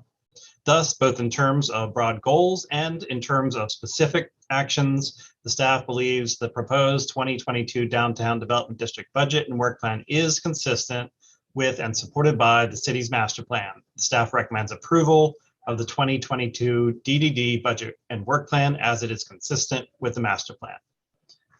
And we do have a representative from DDD present. Thank you. Who's here to speak on behalf of the DDD? Should be Good Anthony afternoon. Carter. Good afternoon. I'm Anthony Carter. I'm Director of Finance and Administration here at the DDD. I have presented in the past along with the CEO, but as you all are quite aware, we're undergoing a transition ourselves at this time. Just to say that the last couple of years have been unusual and challenging for the downtown, the DDD, and the city as a whole would be a vast understatement. However, we're committed at the DDD to continuing to push forward with the resilience and redevelopment and continued improvements here at downtown. I must say, first of all, thank you to the staff at the City Planning Commission for their thorough review of our budget and work plan. It's always great when they put their eyes on it because we know that we're staying in line with what we should be doing. We are committed over the next few years of doing, of working with the city to improve both the quality of life through enforcement of current laws that are on the books, current regulations, but also in taking on capital projects such as the stormwater infrastructure project that we're working closely with the city on. We're glad to report that as of the end of next month, we will have fully funded through an escrow account the amount of money committed for the stormwater project, which is one of the biggest infrastructure projects to take place in downtown for a long time. We also are working very hard to help in recovery from the pandemic and from the ongoing issues with the location, with the site of the Hard Rock collapse. We're have currently in place and are planning to continue supporting and budgeting for a facade and vacant storefront art project. We're working with the City Council and with the French Quarter Management District on improving the lighting in the 100 blocks of Canal Street, along Canal Street, both on the French Quarter and on the downtown side. We have provided you all with very many specifics concerning the expenditures on funds. Yes. We have included in the budget proceeds from a bond sale, which will be taking place next month, which will allow us to both fund fully the second part of the phase 1 stormwater infrastructure and provide us with capital to do some additional projects that we're considering in the future. I believe that the staff did a very good job of presenting information, and I'll make this very brief and just allow for any questions from commission member. Thank you, Mr. Carter. Are there any questions? I have a question. My first question might be for staff, but it's just page 3 of the staff report mentions, and Mr. Carter just talked about that $2.5 million bond that was sold to fund the second half of the cooperative endeavor agreement with the city and the infrastructure fund. And I think that's what he was just talking about with the stormwater. Yeah. There is a reference in the staff report to see page 68 to, it says it breaks that down. I don't see that. I just see a line item. And I guess that's not been broken down from the bond proceeds, but last year we had the $2.5 million coming from, I think, the ad valorem taxes. So if you could just talk a little bit, maybe just tell me where I can find to drill down on that.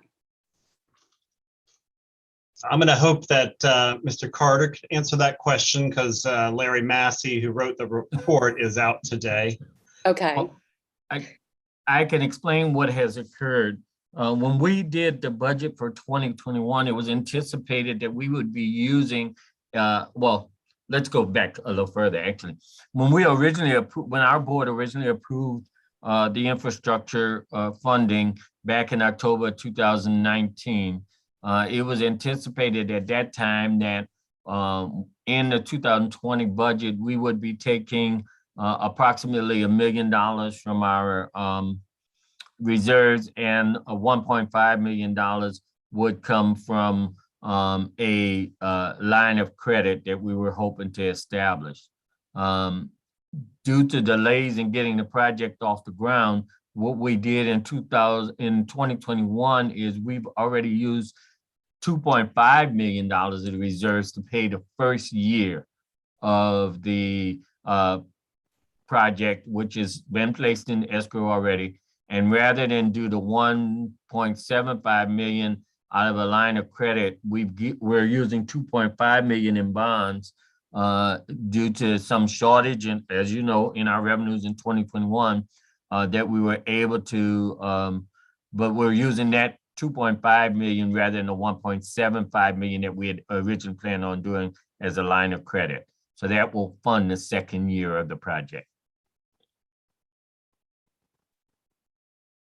I guess my follow-up to that is I still am not finding the breakdown of where that was spent on specific projects. It's just a line item. Okay, it has not been spent as of yet. That's why we have it in escrow account. The city is still working on getting the engineering and design plans together. It is anticipated by the city that construction will actually begin in June of 2022. The DDD wanted to make sure that all of the funds we had committed to the project would be on hand as soon as they were needed, which is why we funded fully the escrow account. Okay, so that is an expense that goes directly through the DDD and that doesn't go back to Public Works. It's specifically spent at, so next year we will see a breakdown. Next year, you'll see a breakdown in the expenditures that we've reimbursed to the city in 2020, that would be reimbursed to the city in 2022.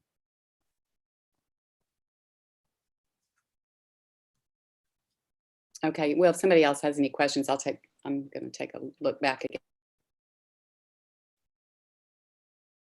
Are there any other questions?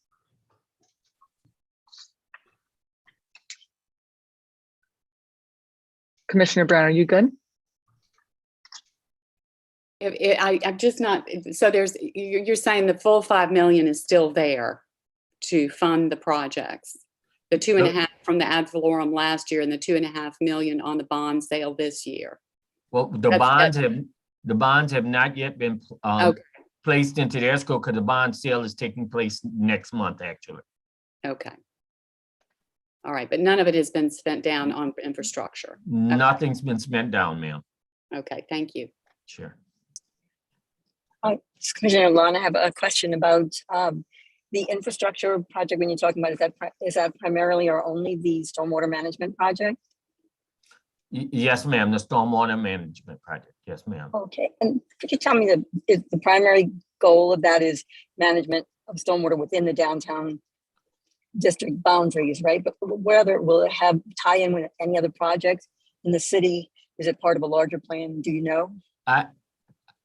Well, the plan is being co-funded and managed by the city and DDD. And the intent is that it will improve the system citywide by allowing some of the stormwater to at least temporarily be retained downtown before it gets into the system. My understanding is that the city does have additional plans for improvements throughout the city. All right, and that's the project to begin in June, projected to begin in June 2022. Yes, ma'am, that's construction's projected then. All right, thank you. I'm sorry, I have one follow-up to that funding that was available last year, the 2.5 million from the ad valorem, the millage. Has that gone away, or will that now replenish other money and be available for other uses going forward now that we have the bond sale? No, ma'am, that's gone. There's no replenishing that. That 2.5 million, as I indicated, we were only supposed to take 1 million out of reserves initially, but we were able to fund that whole first 2.5 million, and then even despite the shortages in this year's ad valorems compared to 20 in prior years, we're able to use the funding from the bonds to complete the rest of it. And then we'll use the additional ad valorem, any additional ad valorem taxes will be used to pay down on debt service on the bonds. Great, thank you.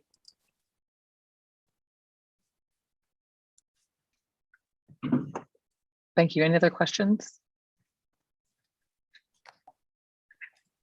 Thank you, Mr. Carter. Thank you. The next item is a suspension of the rules to allow for the addition of a November 30th meeting. As you know, we've had staffing and budgetary issues stemming from the pandemic, and as a result, a number of meetings, we've deferred a number of docket items per meeting so that we have time to do those reports. So what we're planning to do is hold a special meeting on November 30th at 1:30 to make up for the dockets that we have sort of in the bucket, if you will. And as I recall, Council, I don't need a vote on this. I'm just calling that meeting. Correct. You as order. the chairperson are calling the special meeting, and we're just going to notice it like open meetings law requires us to do. Great, thank you. So that'll be November 30th at 1:30. So now we'll be breaking for recess. I'll be looking for a motion to recess for the next 30 minutes while we have public comment. So us move it, we recess and come back at 3:30. Second? Katie Witchery will second. Thank you, Commissioner Witry. I'll call the question to recess resuming at 3:30. Commissioner Brown? Yes. Commissioner Flick, yes. Commissioner Lunn? Commissioner Mobley? Yes. Commissioner Sieg? Yes. Commissioner Stewart? Yes. Commissioner Witry? Yes. Great. We'll see you at 3:30.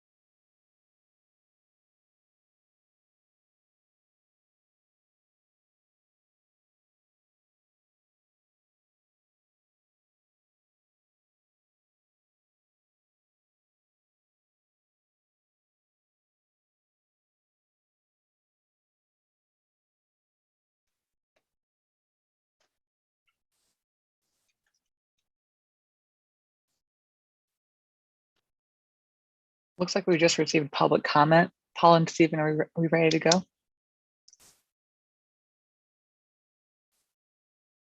Yeah, I think we're ready to go on our side.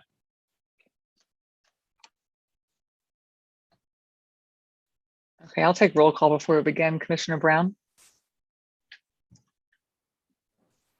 Commissioner Flick, present. Commissioner Lunn? Commissioner Mobley? Maybe we give everyone a minute. Kelly Steve? joined. Go Oh, down I to see. Steve so I can say yes. Thank you, Commissioner Steve. And Commissioner Brown just Stewart? Present. Thank you. And Commissioner Wittry? She's not here. Commissioner Lund, did you join? I have you, Commissioner Brown.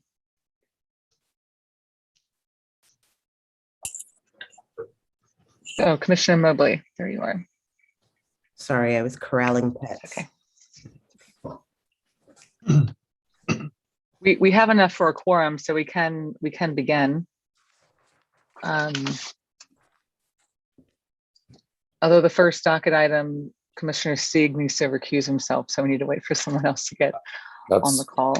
Thank you, Madam Chair. I was trying to get the docket back up to see if that was the first item.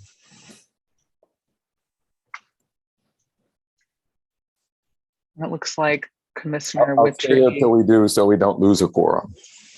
Thank you. Commissioner Wittry just joined. So we are good to go. And Commissioner Lund, perfect. Okay, we'll start with subdivision docket 9121. And I'll recuse myself, please. Thank you. Very good. We have one comment from subdivision docket 91-20 from Andronika Morris, 4640 South Carrollton Avenue. In support of the application, the approval of this subdivision docket would expand the footprint of the affordable housing opportunities in New Orleans. Vote yes on reconsideration of subdivision docket 91-20. Thank you. Are there any comments or questions from the commission or a motion? This was for approval with one waiver and 4 provisos. Commissioner Wittry will go ahead and approve with staff recommendation, approval with 4 provisos, 1 waiver on zoning docket 091-20. Thank you, Commissioner Wittry. Is there a second? Commissioner Mobley will second. Thank you. Commissioner Wittry made a motion to approve zoning docket, subdivision docket 9120 per staff report with a second by Commissioner Mobley. Is there any discussion? Hearing none, I'll call the question. Commissioner Brown? Yes.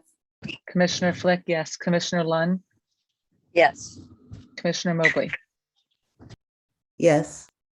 Commissioner Sieg has recused himself. Commissioner Stewart? Yes. And Commissioner Wittry? Yes. Motion passes 6 yeas with 1 recusal. Next is subdivision docket 7321. And we have no public comments on that docket. Thank you, Paul. And that was for deferral to the November 9th meeting. We're looking for a motion for a deferral.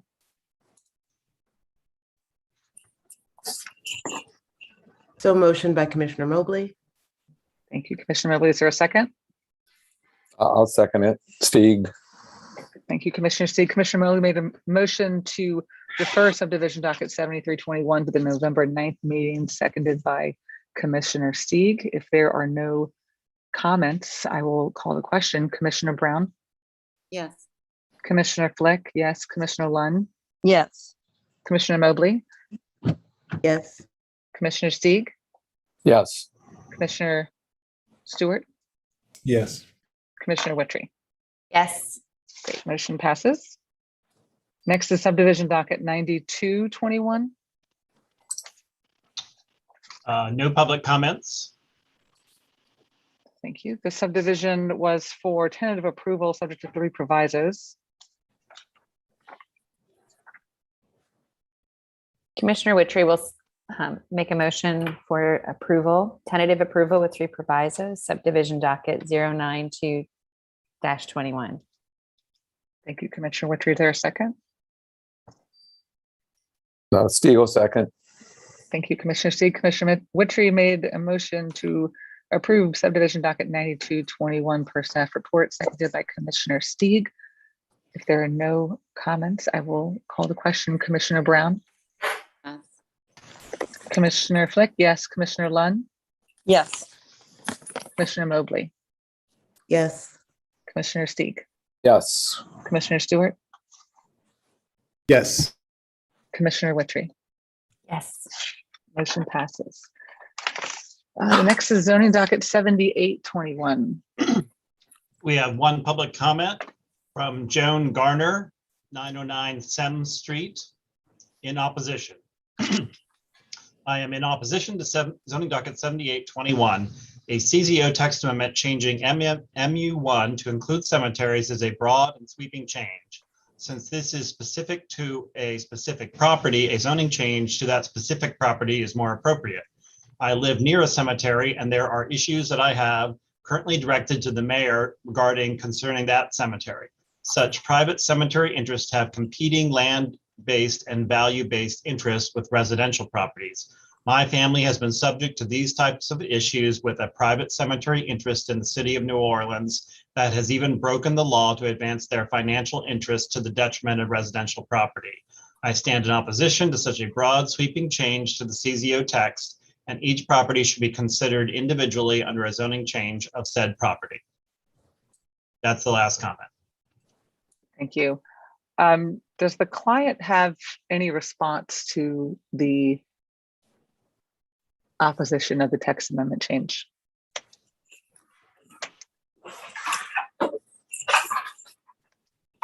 I think they are not in attendance today because they were expecting a deferral. Oh, that's right. Okay, and I guess a question that I have is, would it be possible to just change that one property So as opposed to the text amendment? The property that they're interested in would not be eligible to be changed to a district that currently permits cemeteries because of the master plan. So it is it is something they could have applied for, but we would have most likely had to recommend denial because of inconsistency with the master plan. I see. Okay. And So I have, Madam Chair, just a follow-up question. So was this application submitted to before the actual purchase of that parcel? Email address for this Mia person at Justine.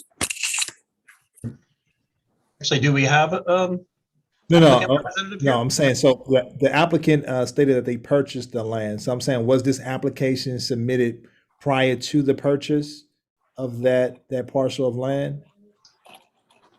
If they only acquired it a few weeks ago, as was stated, then yes. But we would have ensured that a property owner in the city of New Orleans was the applicant. That's the only requirement for a text amendment, is to be a property owner in the city of New Orleans.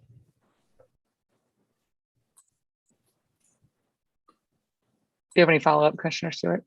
So, and you saying based on the master plan that they could submit just for that zoning of the land that they actually own, as opposed to making this a citywide text amendment change, right? They could submit an application for that, right? Now that they are the property owner, yes. All right, and the representative is not present now, right? Actually, Oh, I'm not on the phone. sure. And I guess my only last question is why, and I failed to ask this question a little bit earlier. Why was the need for a deferral on this? This is Aspen, the staff planner who wrote this. So just while we were reviewing it, when we were looking it up, we didn't go over the use standards with the applicant, so they were unaware of the use standards. So we brought this up to the applicants, and it was determined to defer this so that we could consider, cemetery as a definition, cemetery with the use standards, everything in full in the text amendment. And we just need more time as staff to write that report. Okay.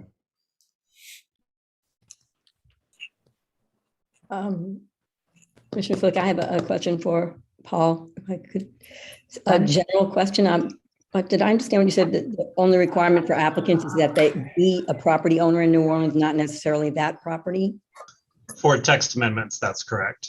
For text amendments. And all right, what about for conditional uses? Does the applicant have to have any kind of a right to the property, any vested?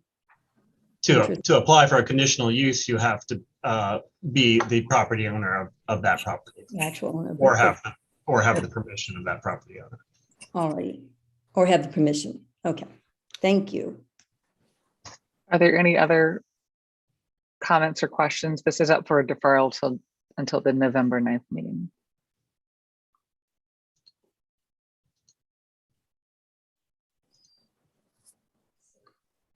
This is Commissioner Lund. I move for a deferral of this zoning docket 7821 until the November 9th CPC meeting. Commissioner Brown will second. Yeah, Commissioner Lund made a motion to defer zoning docket 7821 to the November 9th meeting, seconded by Commissioner Brown. Is there any other discussion? If not, I'll call the question. Commissioner Brown? Yes. Commissioner Flick, yes. Commissioner Lund? Yes. Commissioner Mobley? Yes. Commissioner Stieg? Yes. Commissioner Stewart? Yes. Commissioner Wittry? Yes. Okay, motion passes for deferral. The next is zoning docket 7921. And Madam Chair, can you show me as recused on this one as well? Will do. Thank you. Commissioner Steed. All right, the first comment is from Deborah Campbell, 2221 St. Claude Avenue, New Orleans, from a Community Voice in support. Community Voice, a nonprofit community organization, supports the proposed project as many of our members reside near affordable, tax-subsidized constructed housing in Bywater and elsewhere. They have remarked how well the residents of the apartments fit in with the community, especially Bywater that is being overrun with STR Airbnbs. Had the opposition done research like this instead of knee-jerked against the potential of having diverse neighbors, they would have found a special way to improve their own community. Tragically, as pointed out recently in the study that showed neighborhood opposition reflects age-old racism, let's move beyond this and let the neighbors learn the value of diversity by actually having diverse neighbors. Paul? Oh, that does seem to be for zoning docket 80, doesn't it? Yeah, I was sorry. I didn't want to interrupt, but yes, there's just one comment for 79. Sorry about that. From Chris Bloom, in support of the application, just says in support.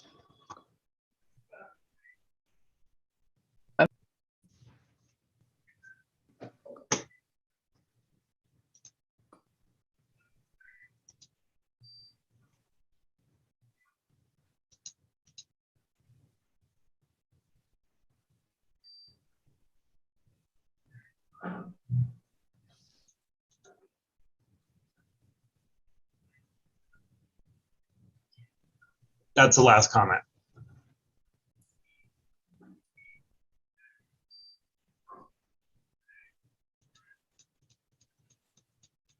I've been on mute the whole time. Okay.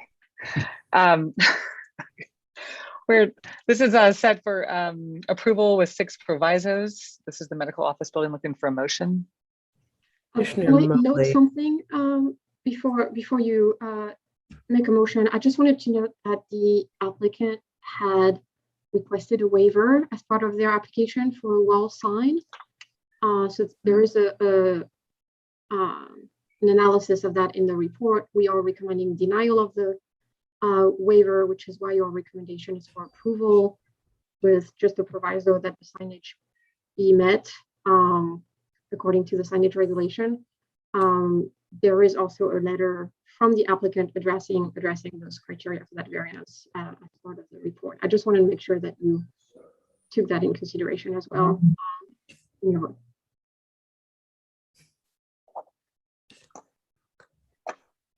Okay, thank you. Commissioner Mobley motions for approval with 6 provisos. Commissioner Lund seconds Commissioner Mobley's motion. Thank you. Commissioner Mobley made a motion for approval of zoning docket 7921 as stated in the staff report, seconded by Commissioner Lund. If there are no, there's no other comments or discussion, I'll call the question. Commissioner Brown? Yes. Commissioner Flick? Yes. Commissioner Lund? Yes. Commissioner Mobley?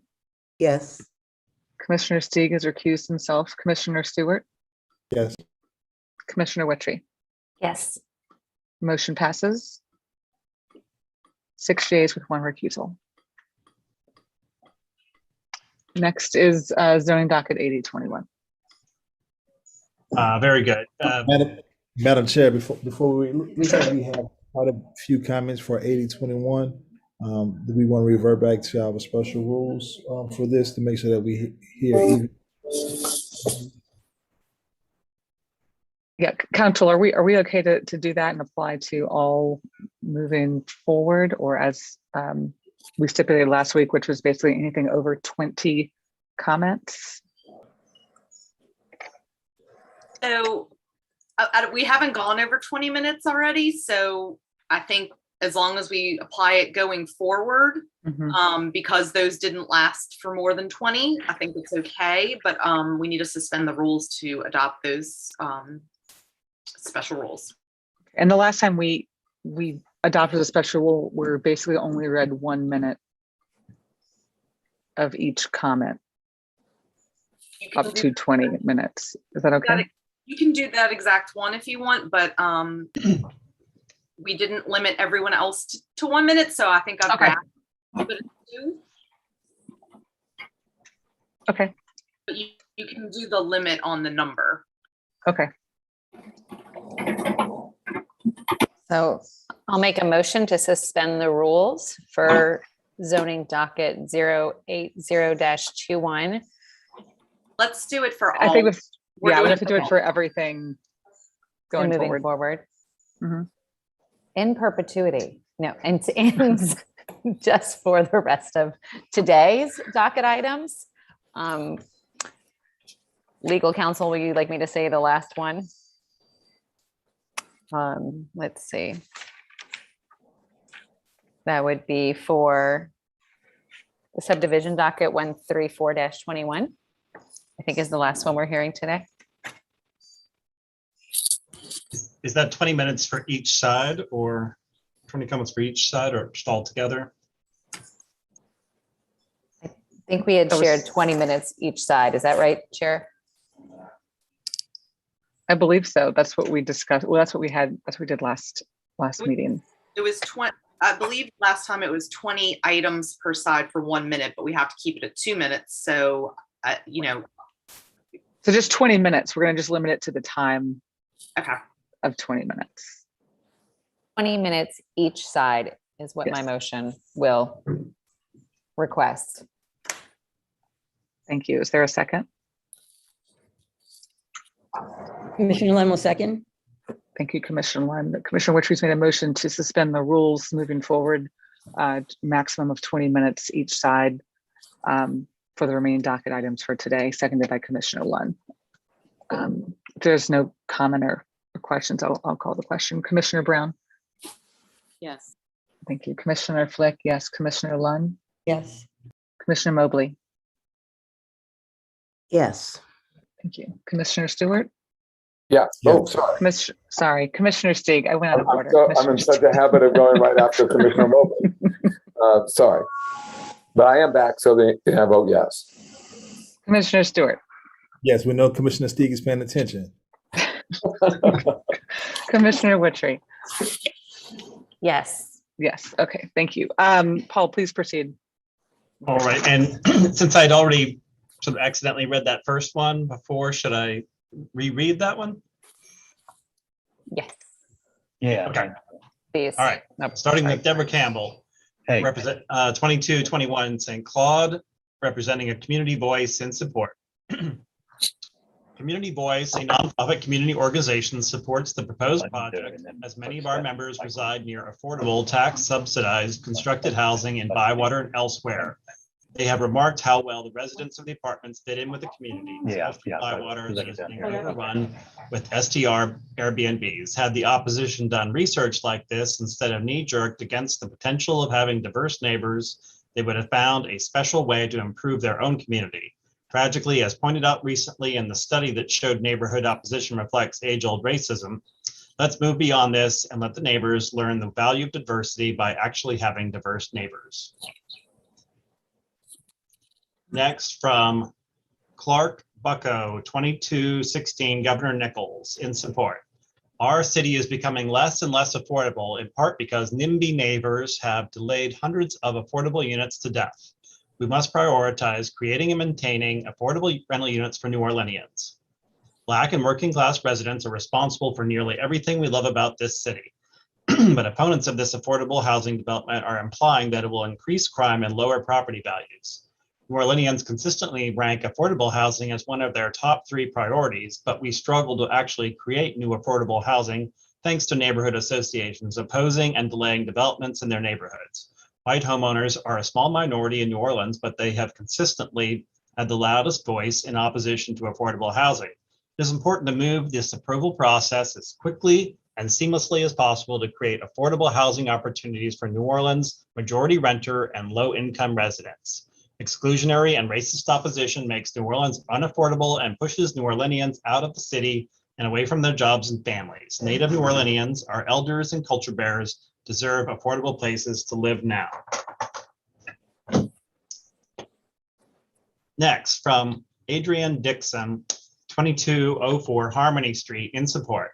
I believe the city must provide, build, fund, and protect public, low-income, and affordable housing in every neighborhood in this city, and especially in historic neighborhoods like McDonough 7. Next, from Sharice Harrison Nelson, 1941 Alvar Street, in opposition. Our city is becoming less and less affordable, in part because NIMBY neighbors have delayed hundreds of affordable units to death. We must prioritize creating and maintaining affordable rental units for New Orleanians. Black and working class residents are responsible for nearly everything we love about this city, but opponents of this affordable housing development are implying that it will increase crime and lower property values. New Orleanians consistently rank affordable housing as one of their top 3 priorities, but we struggle to actually create new affordable housing thanks to neighborhood associations opposing and delaying developments in their neighborhoods. It is important to move this approval process as quickly and seamlessly as possible to create affordable housing opportunities for New Orleans majority renter and low-income residents. And this appears to actually be in support of the application. Next, from Peter Walker, 1006 Milan Street, in opposition. We moved to the neighborhood in May of this year from California. We loved that we would have access to a diverse public charter school and that it was less than 1 block away, not to mention the old historic building that makes the city so unique. Why would you replace a public school with affordable housing? They go hand in hand. I would urge Hanover to pick another location nearby and leverage the school to provide educational benefits to those in need of affordable housing. Let's put this project on hold and look at other site options. Next, from Maxwell Girodillo, 1340 Portia Street, Suite 710, representing the Louisiana Fair Housing Action Center, a paid representative. In support, Louisiana Fair Housing Action Center urges you to move this docket forward and not succumb to NIMBY calls for delay. Just as with past affordable housing plan developments that have come before you, this meets all the requirements for an AHPD, is consistent with the master plan, and meets the commitments the City and Housing Authority of New Orleans made in their 2016 assessment of fair housing plan. Unfortunately, just like all these past developments, it is facing vehement opposition from mostly white homeowners and the local neighborhood association. A number of these opposition comments have racist undertones, suggesting that the working class, mostly Black seniors who will occupy this building, will be a security threat and require extra vetting, or that residents of affordable housing don't belong in historic, vibrant neighborhoods. Many of the letters you received also rely on process objections, likely because there is little of substance to object to in this development. It creates much needed units, preserves a historic building, adds parking spaces, and Hanno has already agreed to nearly every proviso suggested by the CPC staff. The suggestion that the neighborhood voices haven't been heard is nonsense. Hanno has held 4 times as many meetings with the neighborhood association as required by the NPP process and have posted the answers to all the questions they've received on their website. This is exactly the playbook the neighborhood associations have used to delay affordable housing to death. Hanno started the process to build more affordable housing units in high opportunity neighborhoods over 6 years ago, and not a single unit has been built because of this NIMBY opposition at every turn. These polite but bad faith requests to delay the development have exactly the same segregationist effect as those suggesting that working class Black people don't belong in historic neighborhoods. Please squarely reject them and move this development forward. Next, from Rachel Swan, 2415 Milan Street, in support. New Orleans, my hometown, is becoming less and less affordable, in part because NIMBY neighbors have continually delayed the development of many affordable rental housing options. Creating and maintaining affordable rental units for New Orleanians must be a priority. Next, from Jules Caddy, 1212 Milan Street, in opposition. Dear ladies and gentlemen, I am opposed to the Hanno takeover of the McDonough No. 7 school property and their plans to jam hundreds of new residents into the small area. Our neighborhood cannot handle, from an environmental, parking, and residential or noise levels, such a mammoth insertion of residents, their vehicles, and their families. Hanno has refused to engage the neighborhood and is ramming through a misguided attempt to bring affordable housing to New Orleans. The building itself will not handle the sheer number of apartments or residents, and adding multifamily units only makes a bad idea worse. These residents will not be homeowners nor have the chance to become homeowners. They will have no stakeholders in the betterment of the area. There are no large employers or public transit nearby for low income or out of work residents. Please save our neighborhood from the Hanno takeover. Next, from Megan Coleman Watkin, 8535 Green Street, New Orleans, in support. Affordable housing is critical to everyone who enjoys the best of life in New Orleans, whether they are directly benefit from it or not. The culture bearers and service workers, who are the heartbeat of this town, are being pushed away to live in more affordable areas, far from city centers, where they work tirelessly to make this place the unique and spirited destination that it is. Opposition to affordable housing is driven by racism in a town where segregation is so ingrained in the community's fabric that opponents can fool themselves into believing they're fighting for parking spaces and not, in fact, whiter neighborhoods. The modern housing crisis is making occupancy and even the slummiest dwellings an option only for the resource privileged. In the past, the city offered haven neighborhoods with naturally affordable housing for service workers and culture bearers, of whom many are Black, brown, and multi-generational local, that provided access to their families and places to work. Lack of affordable housing now is killing our city's culture and diluting the big gumbo. If we don't make living spaces for the workforce that provides this town its spice and economic sustenance, all that will remain are hurricanes, high utility bills, and potholes. It is the residents that make this town the delicacy that it is. We must commit to affordable housing and durability in all neighborhoods to keep NOLA diverse, vibrant, and economically healthy. Next, from Sarah Pritchard, 3016 St. Peter Street, in support. As the executive director of Broadmoor Improvement Association, I understand the importance of affordable housing in order to maintain the diversity that makes New Orleans neighborhoods so vibrant and attractive. When Broadmoor residents are surveyed, we consistently hear that racial and economic diversity is one of the things residents value most about living in our neighborhood. Rather than decrease quality of life, we found that maintaining a mix of housing stock that includes affordable housing makes our neighborhood a better place for everyone to live, including our elders and culture bearers who make New Orleans so unique. Please continue to support affordable housing development in neighborhoods across the city. Next, from Monique Blossom, 5950 Laurel Street, in support. It is important to move this approval process as quickly and seamlessly as possible to create affordable housing opportunities for New Orleans majority Black, renter, and low-income residents. New Orleans is no longer an affordable place to live, and Native New Orleanians, our elders and our culture bearers, deserve affordable housing options that keeps them in the city, not pushed out to neighboring parishes, far from their jobs and families. Black and working class New Orleanians are responsible for nearly everything we love in this city, and they deserve affordable, safe housing throughout our beautiful city. Next, from Stephanie Collar, 141 North Rendon Street, in support. Affordable housing belongs in every community, especially historic, vibrant, and thriving communities. Housing is a human right, and income level does not determine a person's worth. Next, from Rella Zapadol, 4310 Britannia Street, representing the Toro Bologna Neighborhood Association, providing more information. This comment is on behalf of the Toro Bologna Neighborhood Association. The TBNA has met with Councilmember Banks and Hanno to review the proposed site plan. Our meeting was very positive and addressed a good number of the neighbors' questions. In addition, the TBNA has reviewed the CPC staff report, which has provided a number of helpful suggestions to the site plan. Given that the plan's provisos are a work in progress and the CPC has until November 9th to give its final approval on the matter, the TBNA respectfully requests that the CPC defer its final vote on the matter until the November 9th meeting.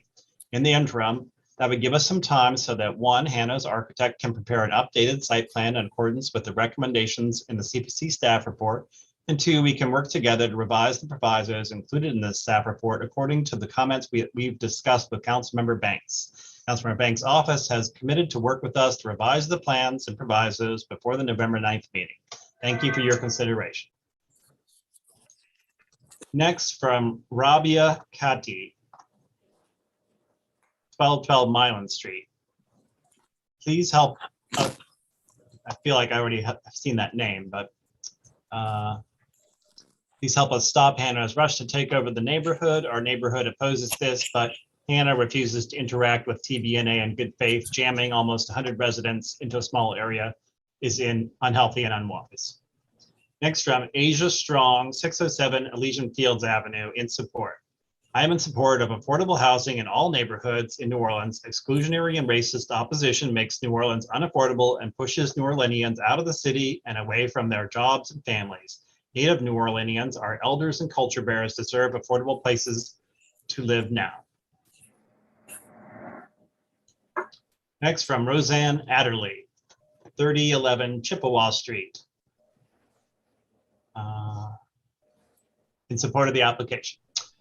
The New Orleans I moved to 25 years ago still supported neighborhoods where working class people lived close to much wealthier people.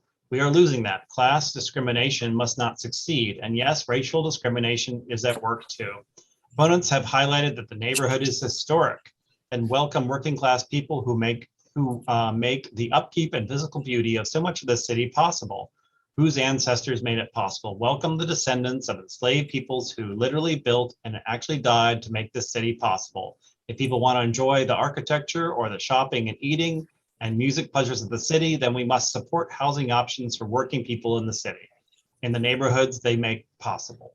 No to this proposal is saying yes, class discrimination, race discrimination, endorsing the idea that historic beauty and much of the city's culture is to be enjoyed by people at a certain income level and with predominant European ancestry, while working class people are pushed out. It's historic and beautiful and enjoyable because working people made it that way. Support them living here. Opposite me, a doctor rents a half double with an office cleaner on the other side. This is the New Orleans to embrace. Toro Bologna can do it. Next, from John Musser, 1206 Milan Street, in opposition. No neighborhood concerns have been addressed by the architect. No changes proposed by the neighborhood have ever been made to the plan. There is no actual plan, and we have been repeatedly told that the plans are in development and the developer will ultimately decide what happens. This committee can limit the project to a maximum density based on the available spaces and insist on the minimum lot sizes required by the CZO for the non-school portion of the project. Without the commission setting limits, we have no guarantees about what will ultimately be put there, other than a developer will try to jam as many people into a historic 1 and 2 family neighborhood and forget the consequences on the neighborhood.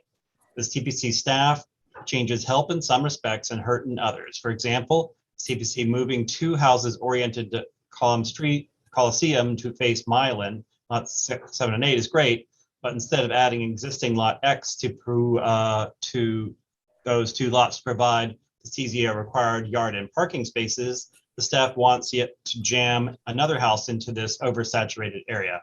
Lot X should be converted into parking and yard space for 7 and 8, not another house with no off-street parking. Other concerns, double houses in lots too small for the size, the elimination of existing green space and large trees, the impact of new density of 40 plus new drivers in the already difficult parking situation, no plans for visitor parking, no traffic study to show the impact of 50 plus new units to an established family neighborhood. The neighborhood has been given a limited amount of time to consider a single option to replace a community institution that has been a school for over 140 years. The CPC should defer this matter to the next meeting to give us an opportunity to engage in a real dialogue. Indeed, considering that both entities involved in this proposal, OSPB as property owner and Hanno as developer, are public bodies, they should exercise greater care to be responsive to the questions and concerns of the community. Next, from Jack James, 1100 Marengo Street. In opposition, I'm opposed to this project because the neighborhood has no ability to work with Hanno and others to come up with a mutually acceptable plan for the site in accordance with the NPP process. The density of proposed units, single family, is too great for the site. Parking is inadequate for the number of potential new residents, and green space is poorly addressed. Next, from Elena Berkowitz, 1115 St. Mary Street, in support. Exclusionary and racist opposition makes New Orleans unaffordable and pushes New Orleanians out of the city and away from their jobs and families. Native New Orleanians, our elders and culture bearers, deserve affordable places to live now. Next, from Karen Blair, 145 North Telemachus, in support. Affordable housing options in choice neighborhoods give opportunities for residents across income levels to have access to jobs, services, and other resources, while mitigating time lost to travel and other burdens that marginalized people face. Next, from Charles Marcotte Scully, 3021 Ponce de Leon, in support. Every neighborhood needs affordable housing. The lack thereof is putting a stranglehold on the people who built this city, who work at our restaurants, who deliver your food, and who keep tourists happy. The working people of this city deserve better than this. As a housing attorney, I see tenants who work every day to survive here and their rents are going up. It is unconscionable for this neighborhood and commission to do anything but help them do that. Build more affordable housing now. Next, from Linda Leeser, 1100 Marengo Street, in opposition. The current plan development could allow for an occupancy level of 180 or more persons to reside in the senior housing and 6 family outbuildings based on HUD and Fair Housing Amendment Act policies. This will adversely affect the proposed development neighborhood with unreasonable overcrowding and various problem issues, including traffic congestion and lack of parking. I am greatly opposed to this development plan in its current format. Next, from Damian Koulos, 1207 Constantinople, in opposition. I'm against this project as it will dramatically change the character of the neighborhood. Next, from Peter Diorio, in opposition. The neighborhood is in favor of affordable housing, but the proposed design is entirely inappropriate. It does not conform with the neighborhood as Councilmember Banks said it must. There is insufficient parking and green space. To conform, it should have 30-foot wide lots like other houses, not 20-foot wide lots as proposed. It should be home ownership, not rentals. There should be no residential areas with 7-foot ceilings. To conform, the buildings should be singles with driveways, 1 story each. Please present an affordable housing project that conforms to the neighborhoods, and the neighborhood will support it. If you, the CPC, do this right and make the right changes to make it conform with the neighborhood, it could be a model for affordable housing moving forward. Next, from Carrie Craven, 1571 North Dorchenwall, in support. Housing has become outrageously expensive in the city. It is so expensive that it is extremely difficult for people who work in hospitality, the arts, people who make the city what it is, to find housing they can afford. Let's not forget, we are the one of the few states that doesn't enforce its own minimum wage, and many workers are making only $7.25 an hour or less in tipped industries and are struggling to find apartments under $1,000 a month. As a school social worker, I am still trying to help families, working families, find housing they can afford after their homes were damaged in the last hurricane. The number of children I work with who qualify as homeless has significantly increased this last year. Comments that affordable housing will negatively impact neighbors' quality of life are racist and classist. Everyone deserves a decent place to call home. New Orleanians consistently identify affordable housing as a priority, but NIMBYism frequently pushes this crucial infrastructure to the back burner, prioritizing the voices of the affluent and further harming people who have often lived through challenges many of us never had to. Affordable housing is a necessity. It's important to move this approval process as quickly and seamlessly as possible to create affordable housing opportunities for New Orleans majority renter and low-income residents. Next, from Tom Schoenbrunn, 4111 Perrier Street, in opposition. City Council and Representative Banks are steamrolling Torobolini residents and Banks constituency by moving forward with this plan, despite the fact that the residents in the community are 99% in opposition to it as currently proposed. In their words and deeds, our representative and the larger council refuse to act in a manner that reflects the wants and needs of this community. Objections, reservations, and recommendations of members of this community are not being heard or acknowledged, but rather ignored entirely by the council. As the vast majority of residents strongly oppose this action and the meetings have taken place are sham formalities in pure lip service to the community, the majority of residents are in favor of an affordable housing development at this location, but not in the current maxed out form. The council and HANO have shown no desire to compromise in the slightest, and have given zero indication that they're even hearing our suggestions and desires for the community. I hereby note my opposition to this proposed zoning change and existing housing development plan. And I look forward to the possibility of replacing current city politicians with representation that will actually take the voices of their constituents into account. Next, from Mona Musser, 1206 Milan Street, in opposition. The plan being proposed suggests up to 45 or 50 rental units, even though the CPC staff recognizes that the basement first floor level is not suitable for housing. Limiting the development to the number that can be safely put in should be required, but which is 5 doubles that meet the existing lot sizes required by the CZO, including off-street parking, considering the plan is to ultimately subdivide those 5 or 6 if the lot requirements on Marengo are waived, lots out of the larger school development. 10 families, along with the 20 units on the second and third floors of the school, should be the maximum density. The unit should therefore be limited to a density of 30, not the 50 being proposed. Despite the suggestions of the CPC staff, the night parking is not currently problematic, as neighbors park overnight and on the weekends in front of the school currently, allowing 45 new homes, some of whom will undoubtedly have multiple cars, without providing adequate parking is misguided and will worsen an already difficult parking situation, not to mention the damage to the already failing streets and potholes. CPC staff improperly gives credit for parking spots that are temporarily being occupied by temporary classrooms. Previously, those were in fact parking spots for staff and used as such. Arguing that because they are temporarily being repurposed means that new developers aren't required to provide mandatory CZO parking is a terrible misconstruction of the zoning plan and the service to the neighborhood. Next, from Ann Middleton, 1005 Milan, in opposition. Untrue words are being used against the neighbors of the proposed concept, and those writing them do not know us, as they are primarily from other areas of the city. Their comments do not exhibit an understanding of the conceptual plan. I thought housing was to be fair and equitable. I live nearby 1111 Milan, and what is best for my potential new neighbors, not cramped quarters, people in attics and basements, sufficient HVAC and green space, houses the size of others, and sufficient parking. I wish to preserve a national treasure of a Perrette-designed 145-year-old building for which I am unsure will survive the new foundations of 6 new houses nearby.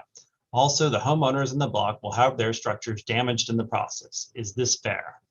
No more home ownership for all is needed. More home ownership for all is needed, with down payment assistance to lift people out of poverty regardless of race. Perpetuating rentals keeps residents from asset appreciation and ultimate financial independence.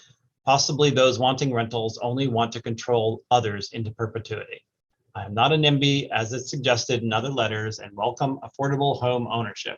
The neighborhood in question was built on the backs of longshoremen and working class residents who are responsible for nearly everything we love about this city. And as a result, financial independence has been gained.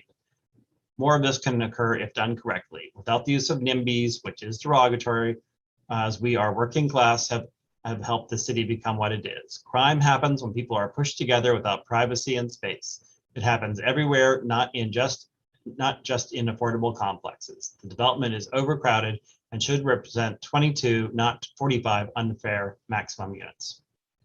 If advocates truly want to assist with affordable housing needs, there is vacant land now to build on rather than waiting to boot a high-performing school.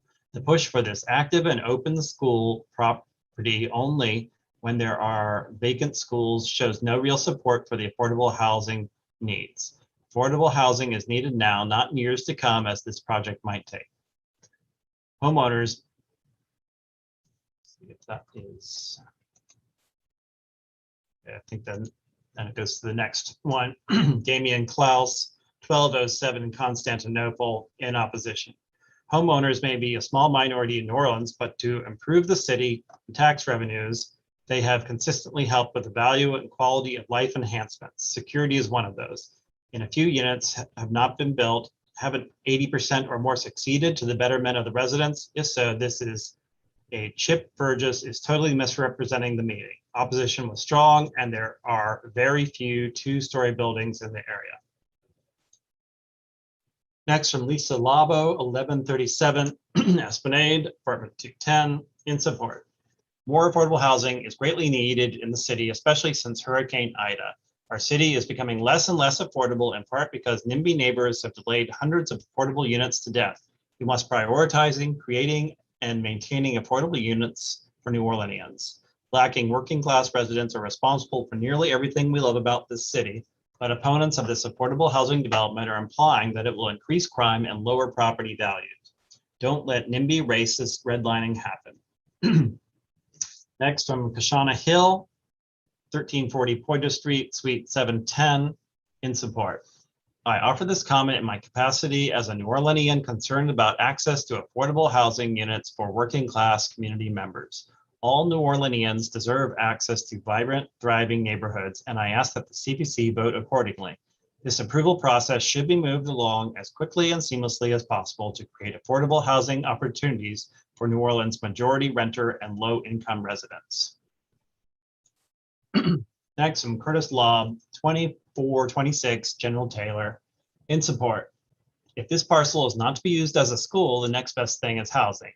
This area needs more housing and more varied housing options beyond a single family owner-occupied homes. This would also benefit the whole city by easing housing pressures in other areas. It is always nice to have more neighbors instead of unused open space.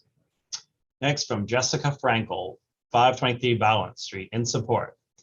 I lived 3 blocks away from this building for a few years. It is a lovely building and underutilized. We should be using this space to house our residents. It is shameful hearing the attitudes of some members of the neighborhood association who oppose this so strongly. It's ridiculous, it's outdated, and it's just plain racist. Black and working class New Orleanians deserve to live in this lovely neighborhood. Low-income New Orleanians deserve to live in this neighborhood. I support creating affordable housing with buildings the city already has to house our neighbors. I fully support the resolution and hope this will be passed. Next, from Lisa Richardson, 2820 DeSoto Street, in support. New Orleanians consistently rank affordable housing as one of their top 3 priorities. But as we struggle to actually create new and affordable housing units, thanks to neighborhood associations opposing and delaying developments in their neighborhoods.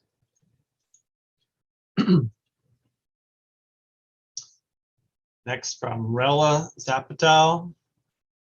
I believe we've already heard this one now.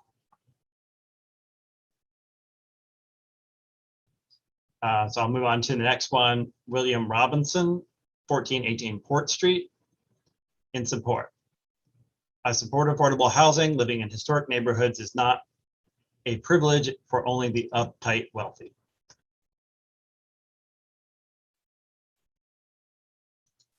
Next, from Keith Bordelon, 1132 Marengo Street in opposition. I support the effort to bring affordable housing to our mixed income neighborhoods, but I am deeply disappointed by this process, which has allowed limited input from neighbors and has not allowed adequate community engagement. The NPP meetings mentioned at today's hearing were not inclusive and were not allowed to speak during the first Zoom call. My home is directly next to the current schoolyard and will share a property line with proposed structures, and I would like to make certain that neighborhood concerns are addressed. I encourage the City Planning Commission to defer approval of this project until the neighborhood can be adequately engaged and our concerns, density, parking, traffic flow, drainage, etc., are addressed. Next, from Lucy Bloomberg, 3626 Dumaine, in support. Our city is becoming less and less affordable, in part because NIMBY neighbors have delayed hundreds of affordable units to death. We must prioritize creating and maintaining affordable rental units for New Orleanians. Lacking working class residents are responsible for nearly everything we love about this city, but opponents of this affordable housing development are implying that it will create increased crime and lower property values. New Orleanians consistently rank affordable housing as one of their top 3 priorities, but we struggle to actually create new affordable housing thanks to neighborhood associations opposing and delaying developments in their neighborhoods. Next, from Nick Payne, 1013 North Dupree, in support.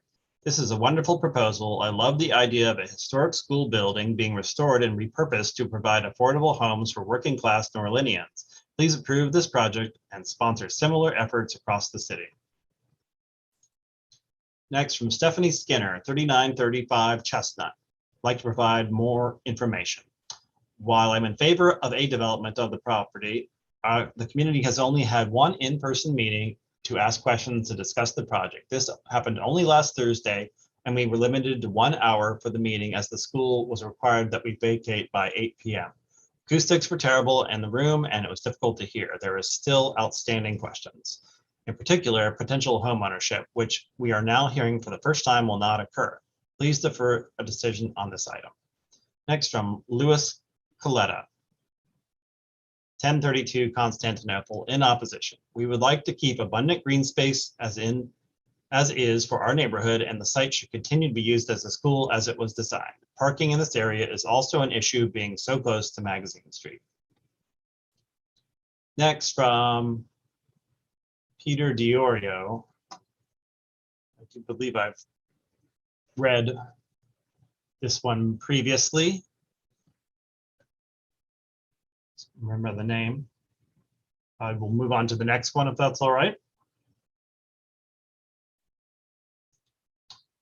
Next, from Aaron Heelan, 4116 Chestnut Street, in opposition.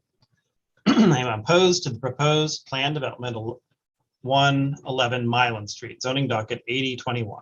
I am writing to request that the CCP defer this matter to the next meeting so that neighbors in the community may have their concerns about this development addressed.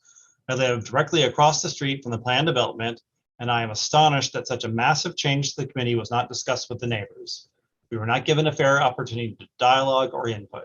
In the Zoom meet during the NPP process, we were muted and could ask questions only through the chat function. Many of the questions were not answered. The OPSB and HANO, as public institutions, have a responsibility to listen to the concerns of our community and be good neighbors.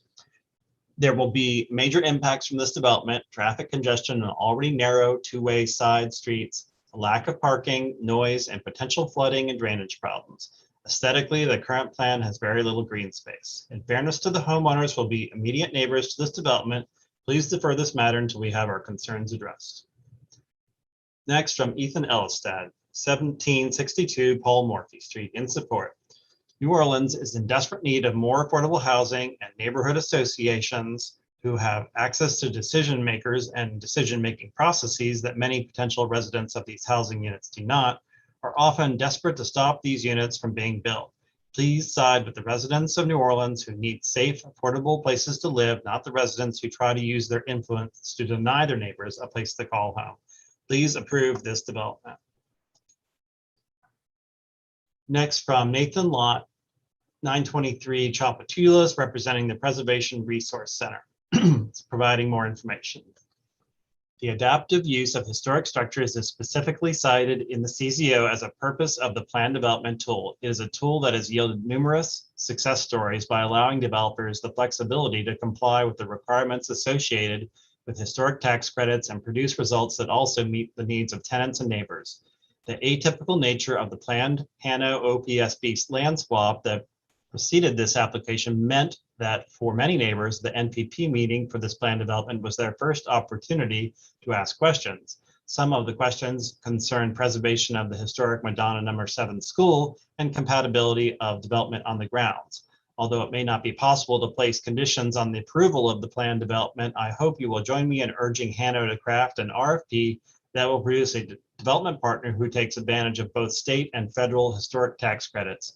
The agency has experience in this area with both the Bell Art Space Campus and McDonough 19 project now underway.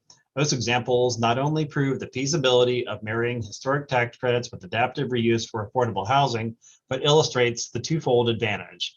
One, historic tax credits can bring private investment to a project so as to stretch limited affordable housing dollars 40% further. And two, the associated requirement that work reflect preservation best practices, i.e. Secretary of Interior standards, provides assurances to the neighbors, including a provision that new construction on the site be compatible with the historic building.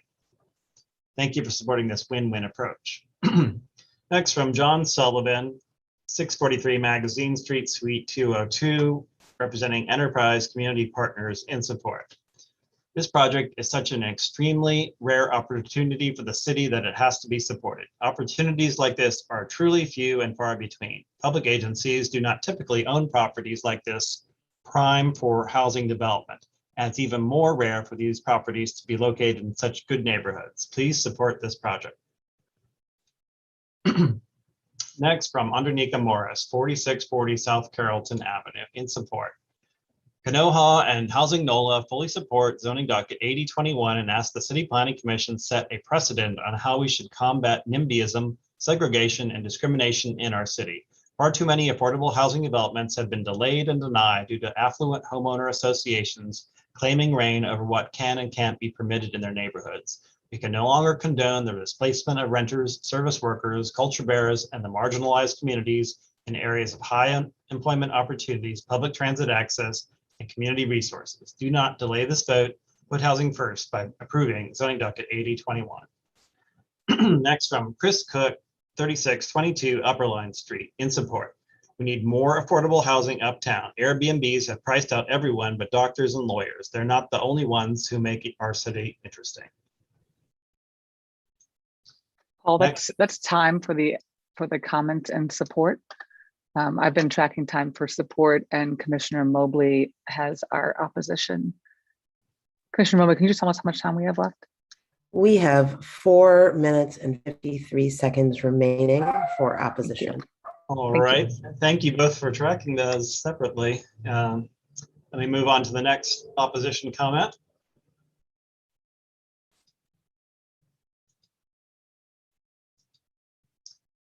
Next opposition comment is from Mary Meisling Kabala, 319 South Genoa Street, in opposition.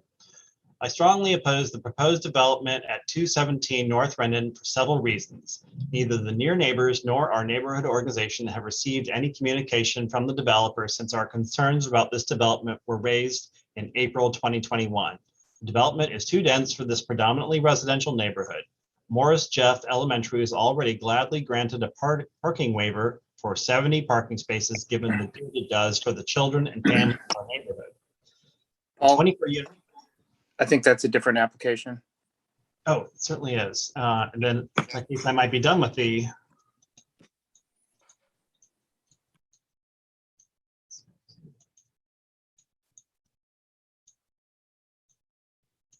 I think we're done with the opposition then to 8021. Thank you.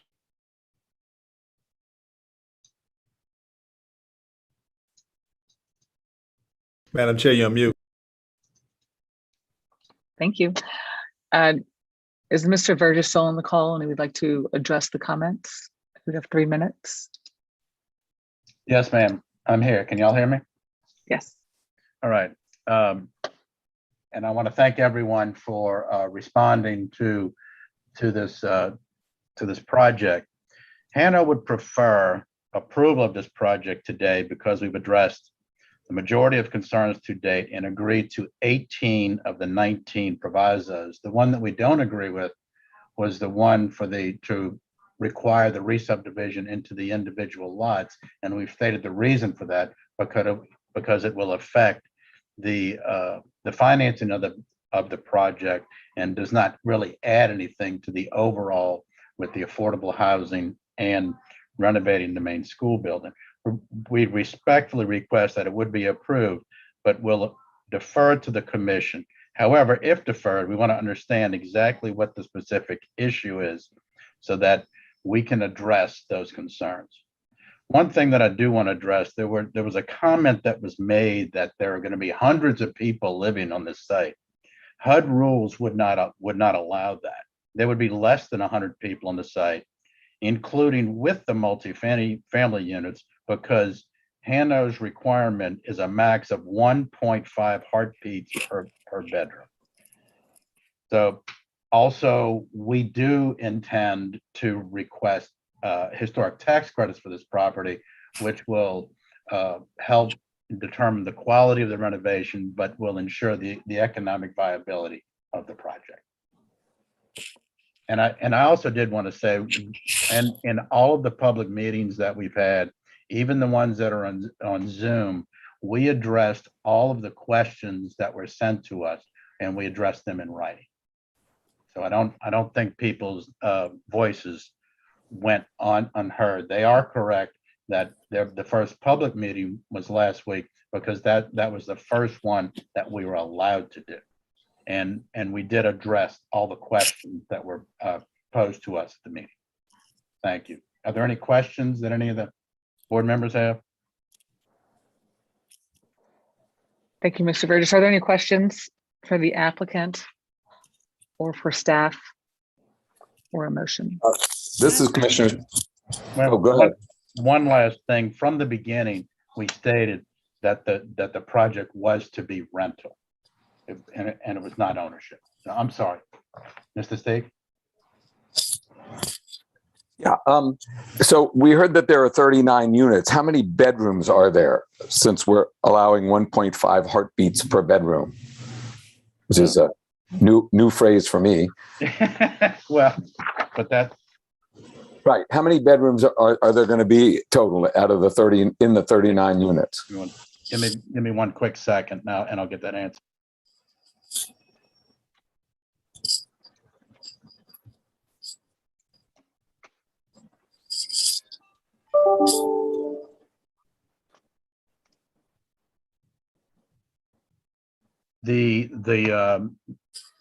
The elderly housing is going to be all the 27 units will be 1-bedroom units, and the duplexes, the multifamily, will be 3-bedroom units. So can you calculate that total for us? Let's see, 3 times 6 is, let's see, we have 6 units. No, wait, 12 times. There were 7.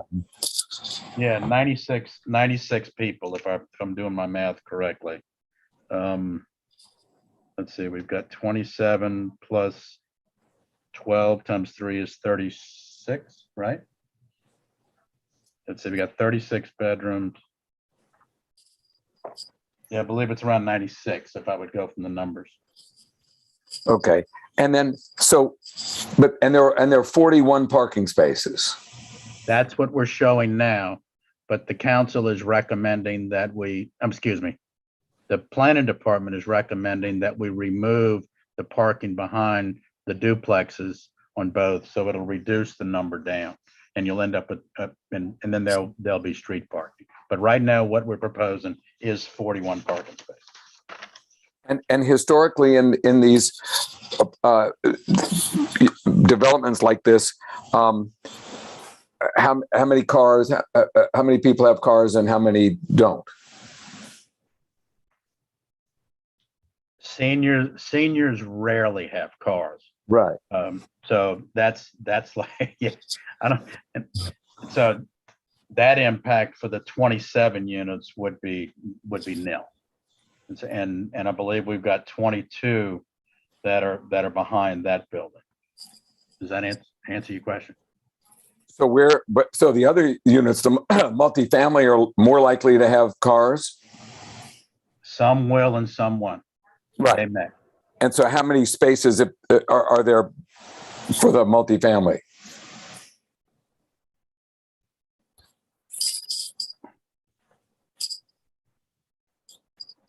Yeah, so, I mean, right now we have 41, so we would have parking for all those units. We would at least have 1 or 2 parking spaces for every one of those units, the way we have it proposed.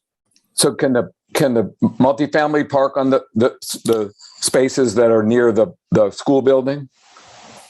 You said there were 22 spaces over by the school building. Right. Can the multifamily people park over there? I don't see why not. I don't see why that would be a problem.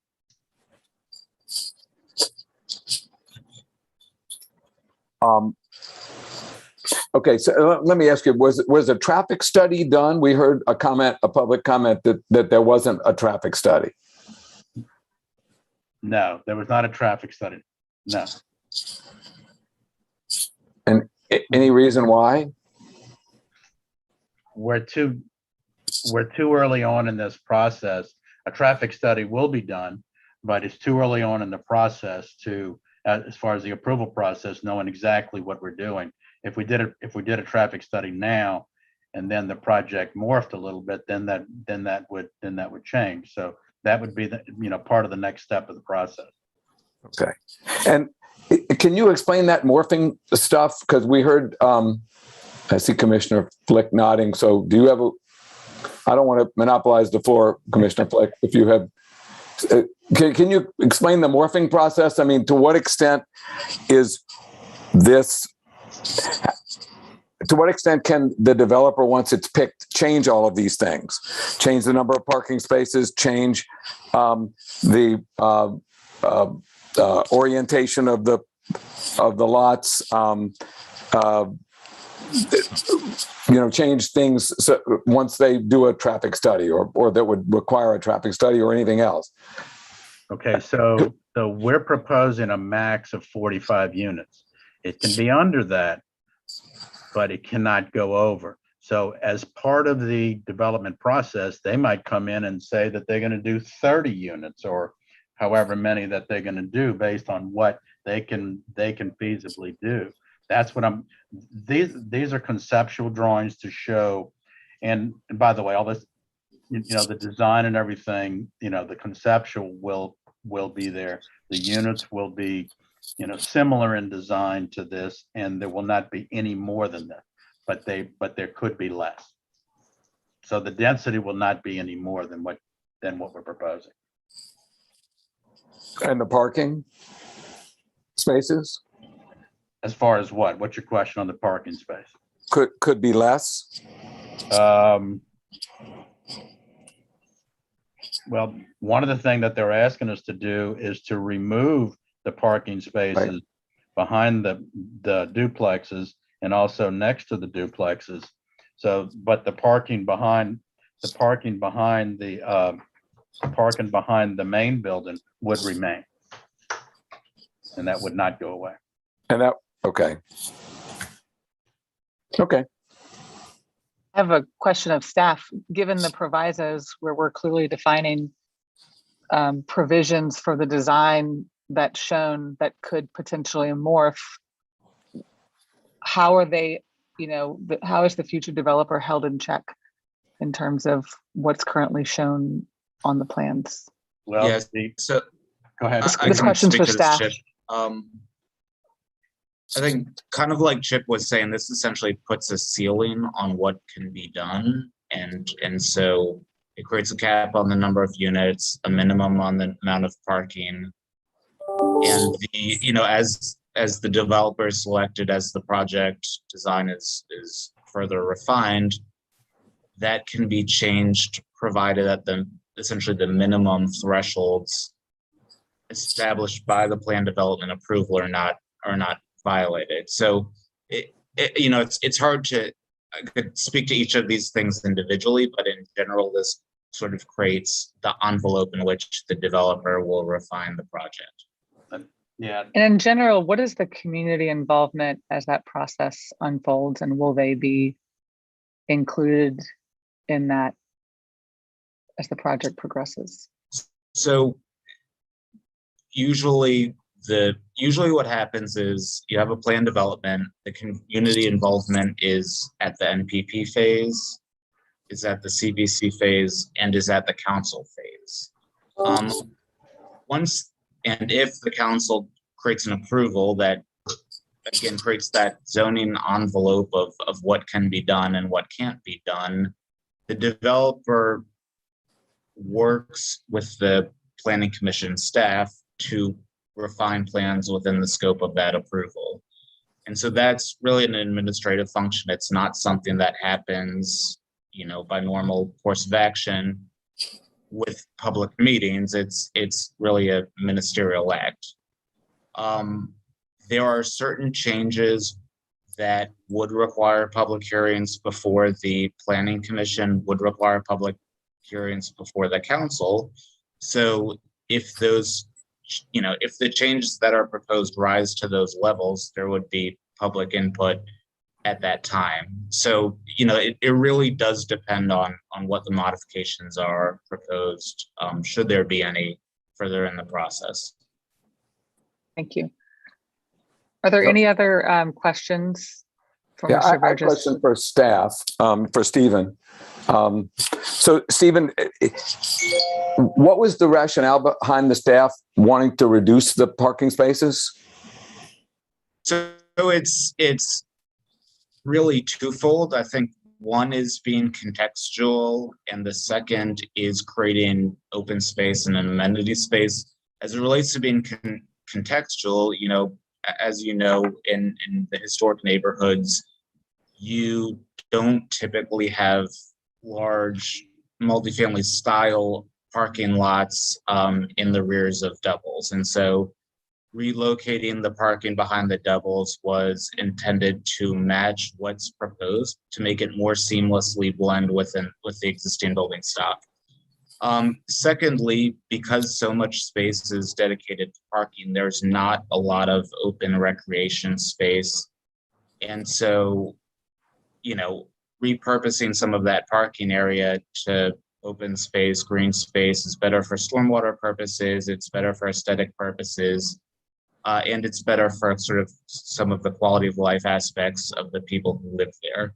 In either case, the proposal would be above the minimum required by the zoning ordinance. The staff's suggestion is that the parking on site be reduced to 22 spaces, and some of that would be made up through additional street spaces by getting rid of curb cuts. And those 22 spaces would be more than the 14 space requirement. So the 39 that was originally there, the staff, if you take all the staff recommendations, is reducing the minimum number of spaces to 22. The minimum number after you grandfather existing parking deficiencies, as the CZO requires, the minimum number is 14 spaces. So the 39 is before you grandfather off the 25 grandfathered spaces. So we're reducing the requirement, but we're not reducing it below, or reducing what would be provided on site, but not below that 14 space requirement. Okay, so understanding what a developer can change, they can't go above 45 units. Are there specifications for the number of bedrooms? Like right now, it's so and so many one-bedroom units. Could they go? We heard the calculation of the number of bedrooms. So a developer can't go above 45 units. Is there any limitation on the number of bedrooms within those 45 units? There is nothing in the zoning ordinance that makes a bedroom-based distinction that could be written into an ordinance that approves the project, but the zoning does not make that distinction. So a max of 45 units and a minimum of 14 parking spaces Correct. in terms of what a developer is limited by. So they could go down to 14 parking spaces. And what about the exterior stairs? Am I right? Is there a proviso requiring the stairs to be interior? There is. It is proviso 5. Okay. So we heard a second ago that they haven't done a traffic study because it's too early in the process. But what would be the good of doing a traffic study if it's already determined that there are going to be 14 parking spaces? Because at that point, it could be redesigned to allow for more parking spaces when there's actually a developer picked, which can't happen until it's put out to bid, which can't happen until Hano owns it. We do this every time. Neighborhood associations throw out parking, noise, and litter as their complaints, when what they mean is we don't want Black people and poor people in our neighborhood, and y'all sit there and take it seriously like it's something to listen to. If we finally manage to get some affordable housing built under the 2015 Affirmatively Furthering Fair Housing Act and the city's housing plan, these people you are taking seriously as community members and commenters will be out there burning crosses on the lawn before you can blink. So can we please move the fuck on with our lives?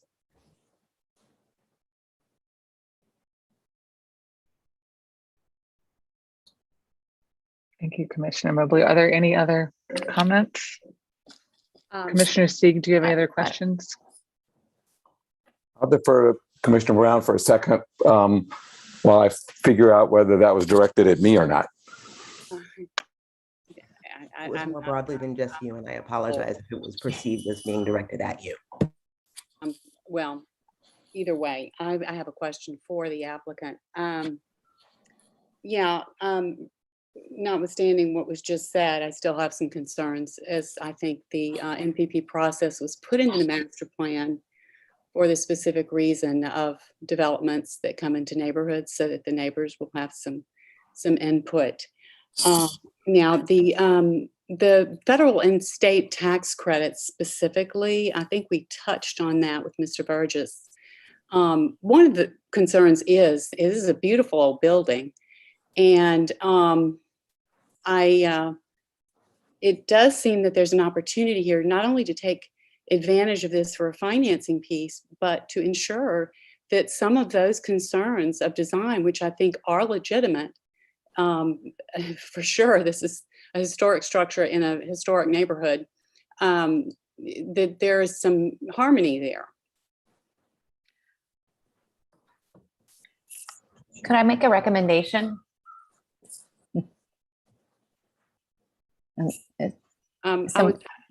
Someone able to answer Commissioner Brown's question? Mr. Burgess, I don't think. I'm sorry. So first of all, to answer your question in the beginning, we've had 5 meetings with the neighborhood, 5 meetings. We've had 2 NPP, 2 with the Bulleney district, and 1 with the neighborhood. So we've gone and done whatever we can to meet with the neighborhood and listen to what they want. As far as the historic tax credits, there's every intention to use historic tax credit. We've said that. Honestly, from a financial viability standpoint, we'll be definitely using historic tax credits. That's what it was set up for. Well, okay, and I guess my concern is the same as your answer to one of the previous questions, which was it's too early on, and these are all conceptual. So I know that there are limits on some of these standards that will be in place, and there's not going to be too much wiggle room there as far as concerns for the impact of the neighborhood. But it doesn't seem that some of the concerns in the initial staff report, those attached to the staff report, have been addressed, just from what I'm seeing here. I think as we got this staff report last Wednesday. And we've already said that 18 of the 19 provisos we have no problems with, and we can address that and get those back to the planning department so it meets with their approval. So, and we said that at the design advisory committee meeting and so I don't know what more we can do with that. Yeah, as far as the historic tax credits, that's going to set the quality of the renovation, and that's going to set the requirements. We're ready for that, and it will be done by the Secretary of Interior Standards. Mhm, mhm. Are there more questions that I did? Commissioner Wittry has a question. When is this on deadline? On deadline on the next meeting on November 9th. So if there's no more questions, I'd like to make a motion. Go ahead, Commissioner Wittry. Overall, I'm in favor of this application, and I do understand the need for it to be kept as one lot of record for financing. The building has been there for 140 years. I've read every comment that is in the staff report, and then of course listened to the ones today. What I'd like to suggest is if the applicant and/or the architecture firm meet with the neighborhood association one last time just to vet some of those concerns. It looks like a lot of the provisos maybe could clear that up, but there still seems to be some question.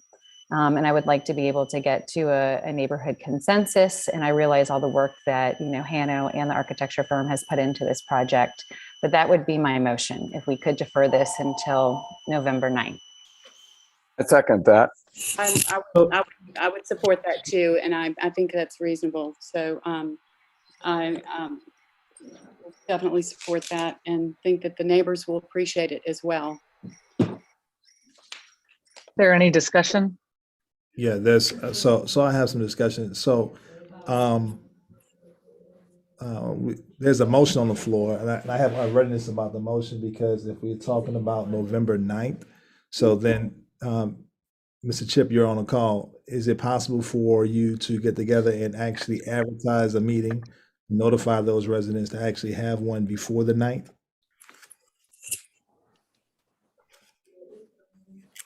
I mean, we can this week or next week.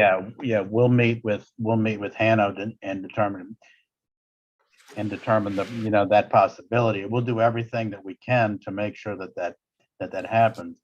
I mean, that is a very short time frame. So, but we will have no problems revising the drawings based on the staff's recommendations as far as eliminating the stairs, the depth of the porches, the columns, the parking, and all those things. We can address those in drawing format. Maybe that's something that we can do and then send back to planning so they can approve it. And then if that's what we're talking about, addressing the neighbors' concerns, then that would already be done. So what do you want us to address with the neighbors other than what the staff's recommendations are? Jonathan, you want to go or you want me to?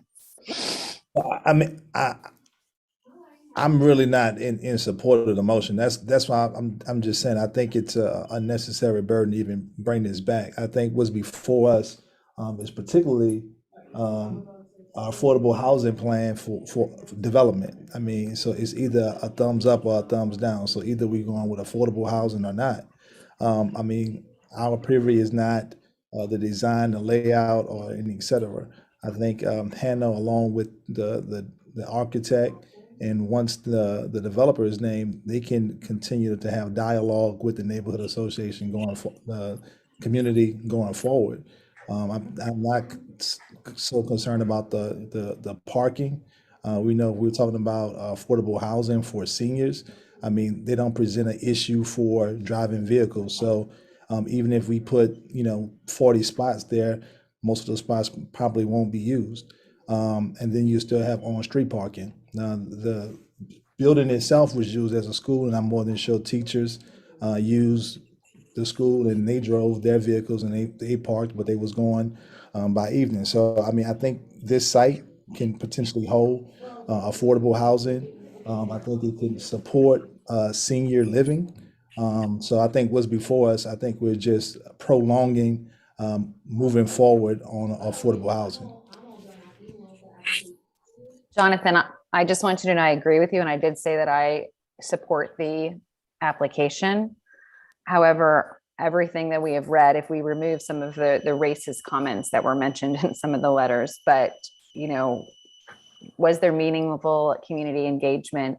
Has Hannah responded to some of these comments? I just feel like there needs to have one more conversation with the neighborhood before it actually moves forward, because I think the neighbors, it's an important piece of property. We all know that affordable housing, especially reading this latest 2020 census and the information of the data center, it is needed in our city over and over and over.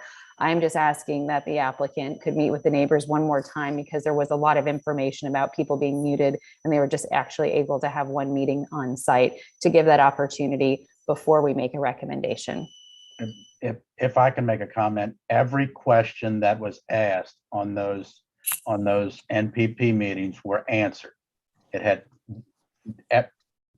and it's still up on Hano's website. You can go and you can read it. So we did address we had 5 public meetings, 5. Okay, thank you, That's Mr. more Burgess. than I think any other one has, any other development has done. There's a motion on the floor, I believe. Mr. Burgess, there's a motion on the floor that there'll be no more talking from the applicant. Is there a second for the deferral to the November 9th meeting? Yeah, I seconded that. So you did second it. Okay. Is there any other discussion? I apologize. On the motion. No, I'm gonna call the question. This is Commissioner Witcher made a motion to defer the zoning docket to the November 9th meeting to allow Hano and the architect to address comments one last time, seconded by Commissioner Stieg. I will, if there's no further discussion, I will call the question. Commissioner Brown? Yes. Commissioner Flick? Yes. Commissioner Lunn? She had to jump off, actually. Commissioner Mobley? No. Commissioner Stieg? I'm going to vote yes. And I want to say that there were comments made that I feel like it's our duty to listen to all of the comments and to make evaluations of them. But I can't dismiss every comment in opposition. I think some were clearly NIMBY and some were made in good faith. And I can't dismiss all of them in one fell swoop. I feel like it's our duty to listen to all of the comments that come from the public. And I heard several comments to I don't think the NPP process itself was what we usually expect it to be. And so I think allowing a little further discussion is warranted. I agree with Commissioner Witry that I think in the end that there will be affordable housing here, and I'm likely to vote in favor of it also. But I think that more discussion would be helpful. Agreed. Thank you. Commissioner Stewart? No. Commissioner Witry? Yes. So that's 4 yeas and 2 nays.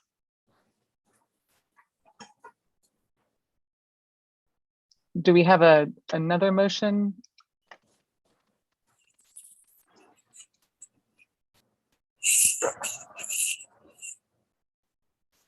So, Madam Chair, if there's not another motion, I'll move that zoning docket 8021 receive staff approval with the change in the proviso to make it one single lot and move forward. I'll second. Thank you. Is there any discussion? Commissioner Stewart made a motion to approve zoning docket 8021 based on staff report, less the subdivision into one lot. I think that was seconded by Commissioner Mobley. I will call the question. Commissioner Brown, No. Commissioner Flick. I'm going to take, although I would like to see, us go through the process again with the public. I did feel that the responses and the listed provisos addressed a number of those items and received, I'm confident that if they're required to go back to city planning for approval, I'm okay with it. I'm going to vote yes. Commissioner Mobley, Yes. Commissioner Stieg. I'm going to vote yes to move this on to the city council where to me, these issues need to be addressed. I strongly feel that the delay would have been better. But if the alternative is to vote to reach no decision or to send it on to the city council, I think we ought to just send it on to the city council. Thank you, Commissioner Stieg. Commissioner Stewart. Yes. Commissioner Witry. No. So this is the same 4 yeas and two nays. Does this now just move on? I don't see that we have any other option here, so it's just gonna move forward with no recommendation. Okay. That'll move forward with no recommendation. Next, zoning docket 8121. There are no public comments. Okay. This was set for approval, subject to 7 provisos. This is the grocery store. Commissioner Witchery will recommend approval with 7 provisos for zoning docket 081-21. Thank you, Commissioner Witchery. Is there a second?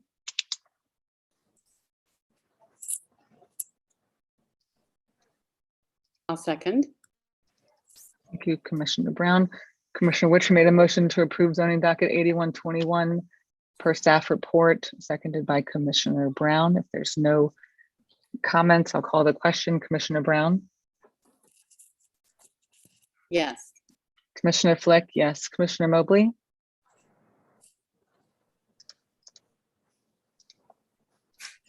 I think she actually had to jump off the call at 5. Commissioner Stieg. Yes. Commissioner Stewart. Yes. Commissioner Witchery.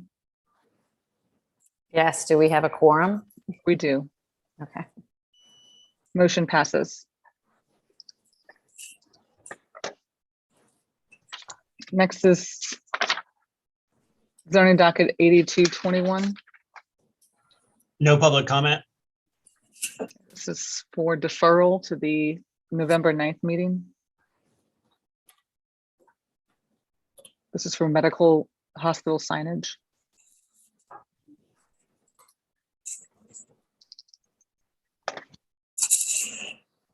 I'll recommend deferral for zoning docket 082-21 till November 9th. I'll second. I couldn't reach my button fast enough here. Thank you. Commissioner Witcher made a motion to approve or to defer zoning docket 8221 to the November 9th meeting, seconded by Commissioner Brown. I'll call the question. Commissioner Brown. Yes. Commissioner Flick, yes. Commissioner Stieg. Yes. Commissioner Stewart. Yes. Commissioner Witchery. Yes. Great. Docket will be deferred. Next is zoning docket 8421. We have several comments. The first is from Maxwell Jordulo, 1340 Poydras Street, Suite 710, representing the Louisiana Fair Housing Action Center in support. Hey, folks, did the guys leave? Okay. The Louisiana Fair Housing Action Center strongly supports the efforts of the council and the CPC staff to use our zoning code to incentivize small-scale affordable homes. Ensuring that small-scale affordable housing can be built by right is especially important given the consistent and sustained opposition we've seen from mostly white neighbors and neighborhood associations, even against developments comprised of doubles. We hope the commissioners will agree that we need a full reframing of affordable housing as a boon and benefit when added to a neighborhood rather than a burden or hazard. If anything, we believe that this recommendation doesn't go far enough. We should also be incentivizing affordability for 5 to 9 unit structures, which are already exist interspersed in nearly all the neighborhoods in our city. At the very least, the city should consider an impact fee for these developments, as they would be some of the only ones left out of affordability considerations in our code if this were to be implemented. Thank you. Next, from Sydney Shivers, 1300 Perdido Street, representing Mayor Cantrell's administration and Office of Community Assets and Investment. In support, Mayor Cantrell's administration and the Office of Community Assets and Investment are in support of this text amendment. The proposed changes will ensure renters have equitable access to affordable housing options citywide. Allowing triplexes and fourplexes will build generational wealth and create new affordable housing opportunities for the more than half of our residents who are renters. Mayor Cantrell supports zoning reforms to create housing opportunities as diverse as our residents, and this text amendment is an important step in that direction. Next, from Andanika Morris, 4640 South Carrollton Avenue, in support, Ganoha and Housing NOLA urges CPC to approve the CZO text amendment and applaud staff for their thorough report on this item. We as a city need to do everything we can to remove affordable housing development barriers and reverse the damage done through exclusionary zoning practices. Put housing first and approve zoning docket 8421. Next, from John Sullivan, 643 Magazine Street, Suite 202, representing Enterprise Community Partners. In support, Enterprise supports this effort to produce more small multifamily and so-called missing middle housing in the city. I agree with the staff that there is a huge need in the city for housing at this price points, and this type of housing typically hits, and creating more 3 to 4 unit properties would take pressure off the rental and home ownership market. The main solution to addressing New Orleans affordability is allowing more housing by right. The next comment is from Nick Jenish, 1203 Valence Street, in support. The production of additional housing units is an important tool in working towards affordable housing for every resident of New Orleans. Current zoning restrictions disallow density, and affordable housing projects often face additional pushback from neighborhood groups whose leadership have been shown to be disproportionately represent the wealthier citizens of our city. This application will make a small but significant dent over time in the number of affordable housing units needed in New Orleans, still numbering over 30,000, according to the research by the Greater New Orleans Housing Alliance. Please consider this important step in incentivizing the production of affordable housing and buildings with a smaller amount of units, which will make up the vast majority of our built landscape. That's the last comment.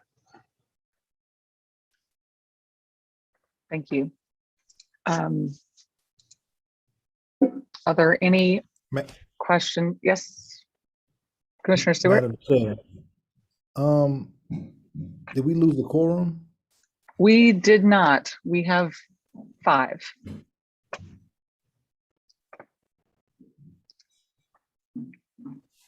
Do you? I don't see I the- think. I only see 4. Commissioner Brown. Is Commissioner Brown on the call?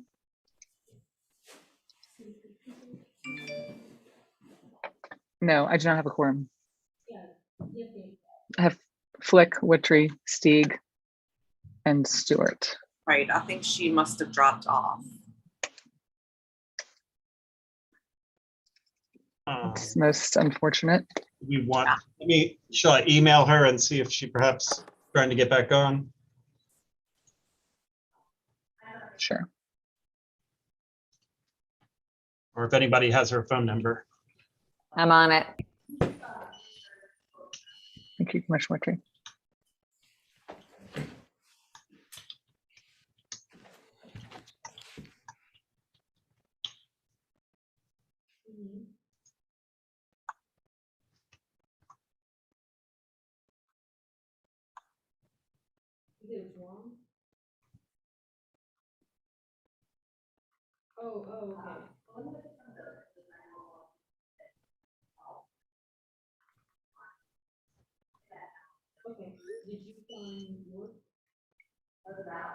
So I reached Commissioner Brown and she is having computer issues and is trying to get back in.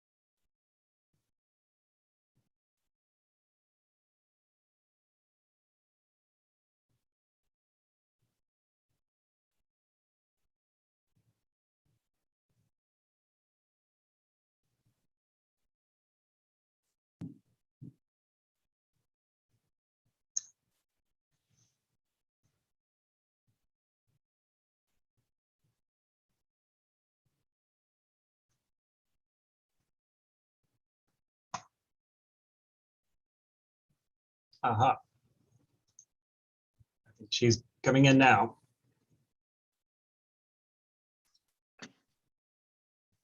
Thank you, Paul. Hi, Kelly. So where are we? I apologize. I just lost internet for a moment and couldn't get back in. That's okay. We're on zoning docket 8421 for modified approval. Any questions or a motion? Commissioner Witry will make modified approval on 8524 or 84? 8421. 8421. Thank you. Is there a second?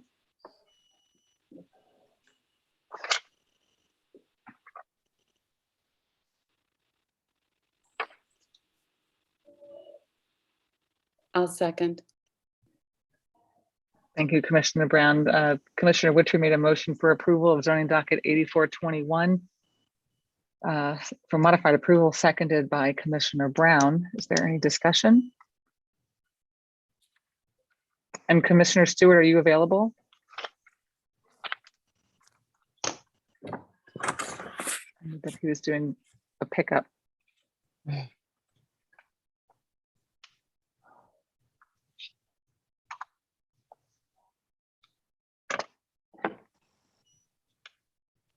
Commissioner Stewart? Yes. Thank you. I'll call the question. Commissioner Brown? Yes. Commissioner Flick? Yes. Commissioner Stieg? You're on mute. Yes. Yes, sorry. Thank you. Thank you. Commissioner Stewart? Yes. Commissioner Witry? Yes. Motion passes. We're going to get there. Next is zoning docket 8521. All right, there are a couple comments. First from Mary Meisling, Kubala in opposition. I strongly oppose the proposed development at 217 North Rendon for several reasons. Neither the near neighbors nor our neighborhood organization have received any communication from the developer since our concerns about this development were raised in April 2021. Development is too dense for this predominantly residential neighborhood. Morris Jeff Elementary was already gladly granted a parking waiver of 70 spaces, given the good it does for the children and families of our neighborhood. The 24 units in this proposed development will exacerbate the current parking problems. A development of this size is not acceptable to the neighborhood. Next, from Narinda Gupta in support. 1, need additional affordable housing in the city. 2, the property is blighted and vacant since Katrina. It is inviting vagrants and crime. 3, several ancillary staff from Morris Jeff and adjoining areas have requested information on the residents. These are single moms or with a limited budget cannot afford an automobile and or after school care. Public transportation, which is accessible about 600 feet away on Canal Street, needs to be in commerce and paying taxes.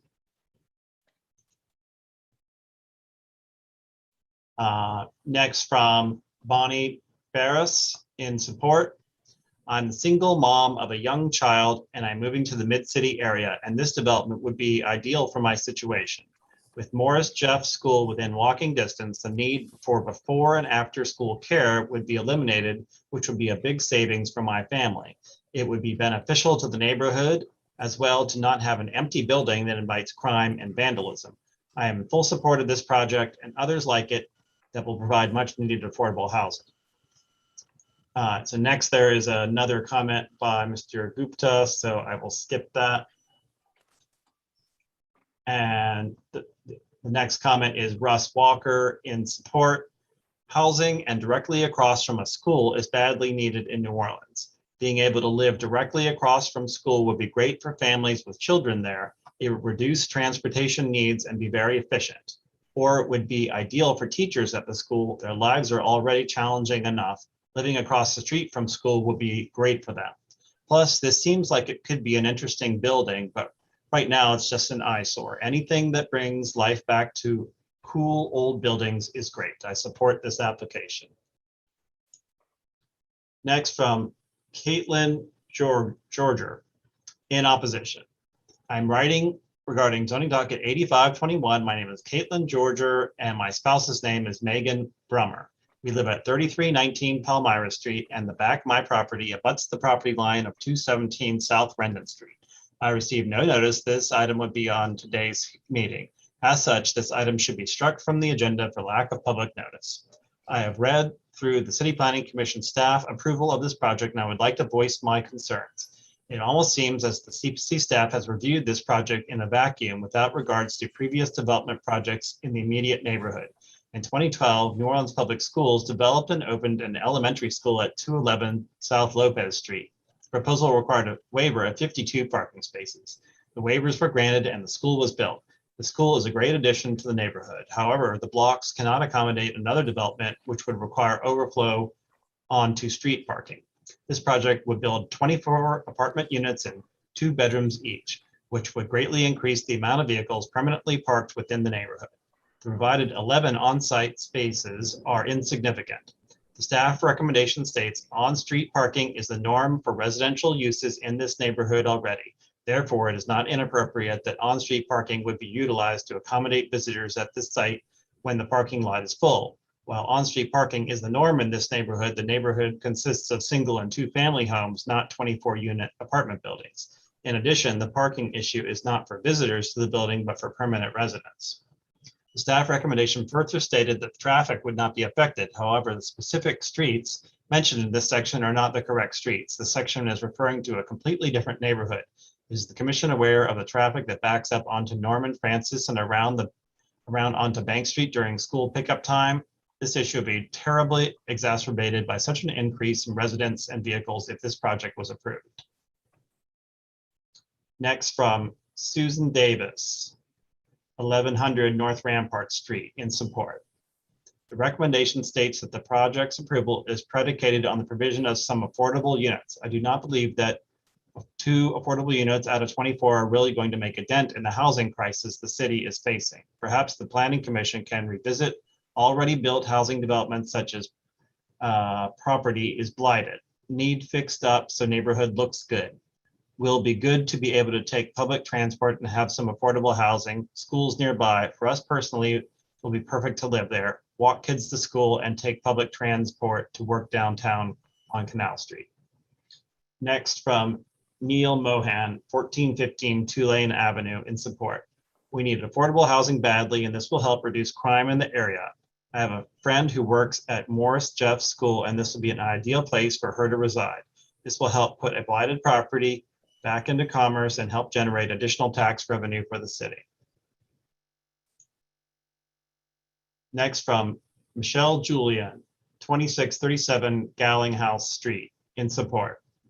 I want to lend my support to the renewal of these 2 blighted properties. I believe it is necessary and worthwhile project to remove blighted derelict property and build affordable housing for the deserving residents of Mid-City and the surrounding area.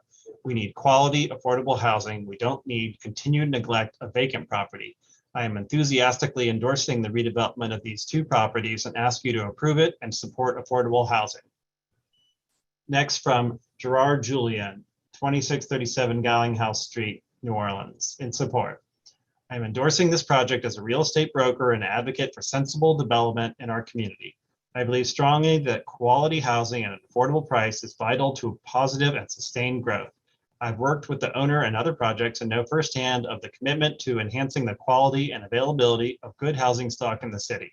To transform these existing properties from dangerous eyesores to beautiful and affordable rental homes will benefit the neighborhood by increasing the property values of the surrounding homes as well. It will improve the quality of life for residents who fear crime, vagrants, and rodents every time they pass the properties on their way to school or work. By allowing affordable housing development in such a demand and convenient location of the city, you can improve and sustain this piece of New Orleans. There is an extreme dearth of available and affordable housing in this part of the city. Families that can trace generations in the area can no longer afford to live or raise families in the neighborhoods they grew up in and thrived. We can change that with projects like this one. I am asking for your approval of the project as a statement of support for affordability and sensible development. Next from Louise White, 3510 Mansfield Street, in support. I am sincerely hoping this project will be approved. This area has become unaffordable to so many people who work in the area and so many who grew up in the area but have had to leave it. Housing that will be accessible to people with regular jobs, that is close to work, a good school, and convenient to so many areas in the city is vital to the health of the economy and diversity in the city. I urge you to approve this project.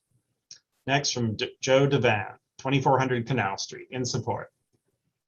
I'm in full support of this project. This location and involved buildings have been blighted and an eyesore for too long.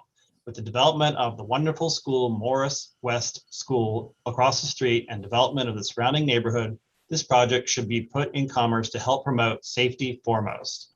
Oftentimes, vagrants have been seen on the property, and by putting the property in commerce, this safety issue will be eliminated. It is very important for the safety of the students across the street and for the families in the neighborhood. Additionally, we are delighted the project is offering affordable housing units, which is much needed in our city and within our historic district, as housing prices have continued to be unaffordable for most. The project will offer off-street parking and bike parking and will serve as a great resource to our neighborhood and potentially allow students and families of the Morris West School to live and walk comfortably and safely to school without the need for a vehicle, a plus for single-parent families. Lastly, the project will generate tax revenue for the district and community, which will be well appreciated. Our community needs more projects supporting affordable housing units in our community, and we are so happy 217 Rendon is a leader in that effort for our community. Next from Lillian Legardeux, 218 Norman Francis Parkway, in opposition.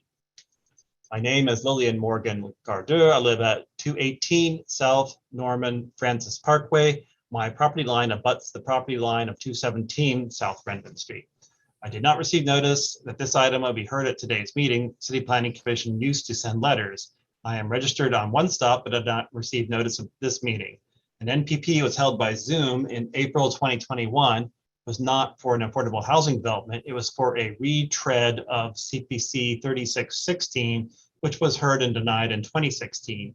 Neighbors who participated in this NPP were opposed to the project. I helped in 2010 rally neighbors to support the redevelopment of the church-owned buildings at 3222 Canal Street into affordable housing for homeless veterans. In 2012, my husband and I again rallied neighbors in support of BZA 9312, the application by the New Orleans Public Schools to open an elementary school at 211 South Lopez, the entirety of Block 658. The proposal required waivers of 52 parking spaces and significant setback waivers. Neighbors agreed to traffic difficulties in 2012 for the sake of the school. We had no idea that the City Planning Commission would compound those problems by considering another parking exemption in the same place, which is nuts. The Fisk Howard Building, Morris Jeff School that occupies Square 658 is now a positive good for this neighborhood and its families. I oppose anything that makes life more difficult for this school in this location. This proposal is for right across the street from the school, and if approved, it would add danger and difficulty to an already congested parking, pickup, and drop-off situation. Parking can be accommodated under the building if the number of units is reduced, but that's not the point. The whole project should be denied. The proposed density is excessive. The impact on this quiet residential neighborhood will be hugely negative. I asked Narendra Gupta, the developer behind the proposed project in 2016, whether he might approach this as an affordable development. Gupta's response was disdainful. I don't do that kind of development, he told me. I don't want to deal with those sorts of people and problems. I believe Gupta told the truth that he has no intention of operating this building as an affordable development, but instead intends to get this project through city planning and flip it to another developer. He has been a horrible neighbor and has let this property blighted, unsecured, and overgrown since 2012. When I opposed him in 2016, he threatened to do just that. He kept his word. The school has proposed alternative uses for the building, which was built in the first place as an accessory. I think that's the end. That's at least all I can see of it.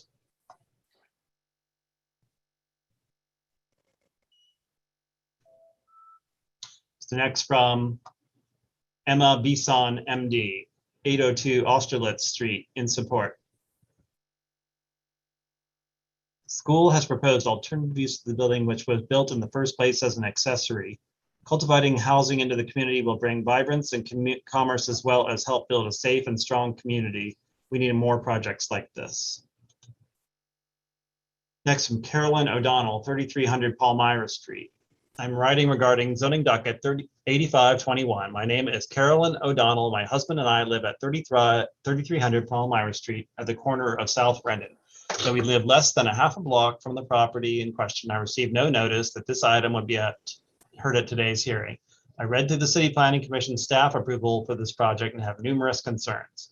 First, the report has not considered previous development projects in the immediate neighborhood and the compounded impact on its residents. In 2012, the New Orleans Public Schools developed and opened Morris Jeff Community School at 211 South Lopez, directly across the street from the property in question.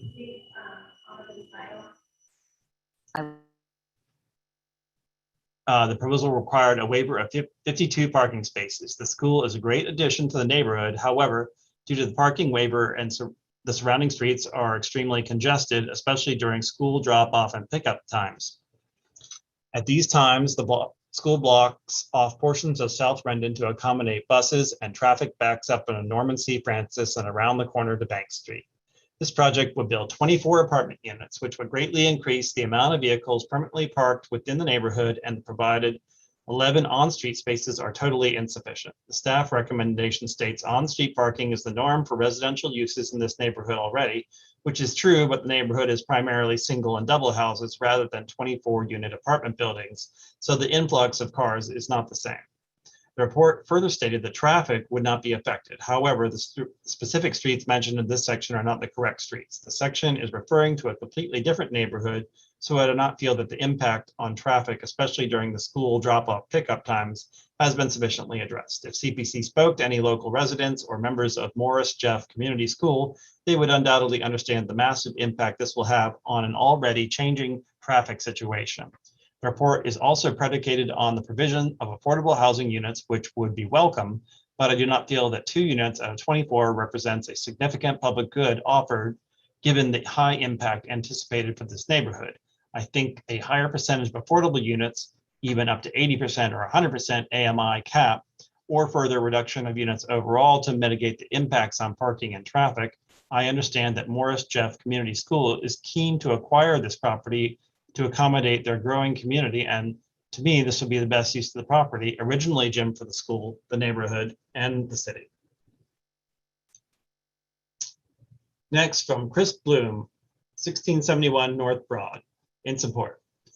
9 years of ownership of this building was in holdings of the applicant and previously denied using a nearly identical application and plans only now can be reconsidered due to the CZO allowing housing with a percentages of affordable housing with reduced requirements to other planned developments.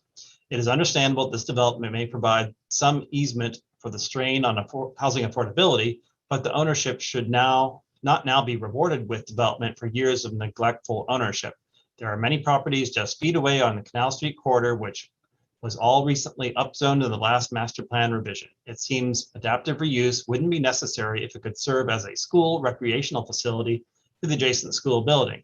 Many vacant properties sit on the Canal Street corridor that would be much better fit for a transit line facing property for large-scale housing with affordability in mind.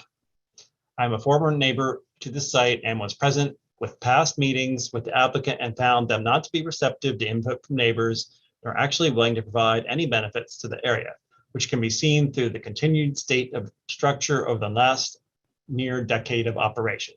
I agree housing affordability is a dire need, but to excessively incentivize private developers, especially neglectful applicants such as 217 South Rendon LLC, to provide affordable solutions through the zoning practices is not enough and should only be a supplement to a greater local and federal investments in adaptive reuse for affordability, especially through seizure of long unoccupied structures that have left the compliance of safety codes. And then next there is another comment from Chris Bloom on the same docket, so I won't read that one. And next from Stephanie Oshrin, 208 South Norman Francis Parkway, in opposition. I'm a resident of the 200 block of South Norman C. Francis Parkway, writing in opposition to zoning docket 8521 217 South Rendon Street. This development does not consider the needs or well-being of our neighborhood. Rather, as it stands, the development will propose a significant harm to our community. The area does not have the infrastructure to support a development of this size. The plans provided by the developer do not allow for the appropriate number of parking spaces or traffic flow for the number of units in the design, which is an issue for both traffic congestion and the safety of school children across the street at Morris Jeff Community School. This is further complicated by frequent and significant street flooding in the area that requires cars to be moved to the neutral ground spaces. In addition, the plan only allows for 2 affordable units out of 24 units. This further illustrates that the proposed purpose of the redevelopment is for the profit of the developer and not in response to the needs of the people who live in the neighborhood. The developer has made a gamble when deciding to purchase a gymnasium and bank on the complacency of community members. The developer did not purchase an apartment building to renovate and rehabilitate, and one cannot be supported on this lot. And final 3 comments. Miles G. Traplin, 218 South Norman Francis Parkway, in opposition. The proposed development of the old gymnasium at 217 South Rendon Street is too big. It will create traffic and safety problems for the school. It will have severe negative impact on the entire residential block, and it contradicts BZA's earlier decisions in the area, particularly the parking zoning variances granted to Morris Jeff School located across the street. I'm opposed to the following reasons. CPC staff inconsistent with prior variants. 1, after Hurricane Katrina, the Morris Jeff Community School chose the site of the ruined Fisk Howard School to build its new school. The school requested a conditional use to allow it to be built with only 20 off-street parking spaces. In supporting the proposal, City Planning Commission staff counted available parking along the curbs of the 200 block of South Rendon Street and the 3200 block of Cleveland Avenue as available for spaces for teachers and parents. Zoning docket 9312, see attached, the neighborhood supported the parking variance to bring the school to the neighborhood and secure more playground space for the children. and CPC staff report to the commission concerning 217 South Rendon. It does not mention that this existing parking variance with this use of the parking on South Rendon Street. Morris Jeff needed 59 parking spaces. It received a variance for 20 parking spaces to allow for a larger playground because of an on-street parking available on South Rendon and Cleveland Streets. This development will take away those parking spots. Because of a shortage of parking around the school, parents regularly park on Norman C. Francis. Staff report does not mention that trash pickup for Morris Jeff is immediately across the street from the old gym, nor does CPC staff mention that in the report that Morris Jeff students drop off and pickup is at the corner of South Rendon and Palmyra. The number of problems that 24 apartments with only 11 parking spaces will have on the school are profound. It is ill-advised to have cars backing into a heavily traveled side street used by parents and children to get to school. Staff is incorrect that this project meets the 9 provisos because it will have a significant negative impact on the neighborhood. Next, from Sharon Johnson, 7200 South Claiborne Street, in support. Neighborhood opposition defeated this project in 2016 because of its negative impacts on the school. Improve the neighborhood, blighted property, help reduce crime, affordable housing, close to public transportation. Next, from Everardo Flores Jr., 3700 Bowden Street, in support. Bring more renovated housing options to Mid-City. And that is the last comment of the day.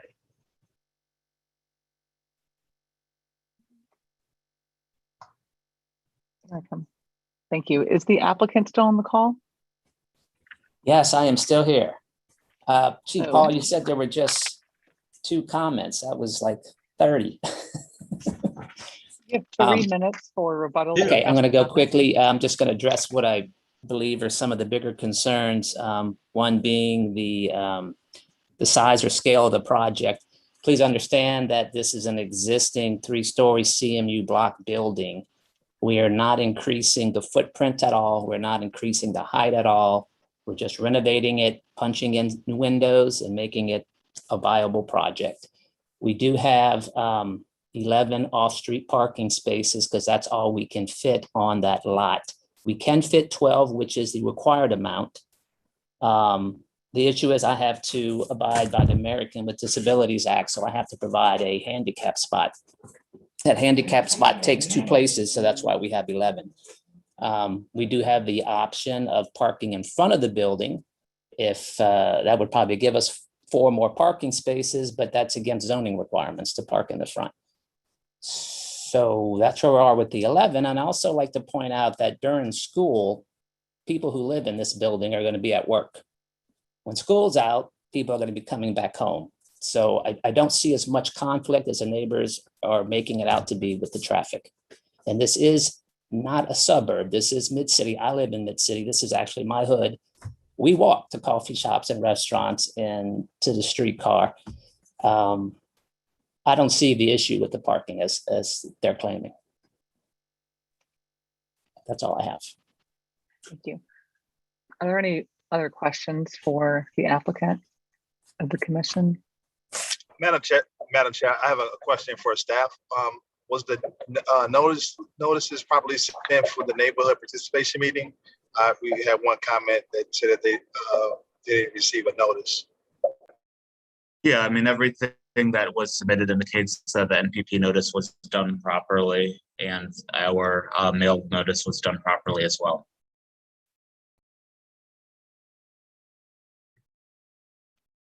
Is there anything else, Commissioner Stewart?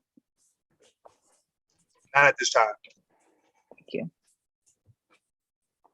Are there any other questions or comments or a motion?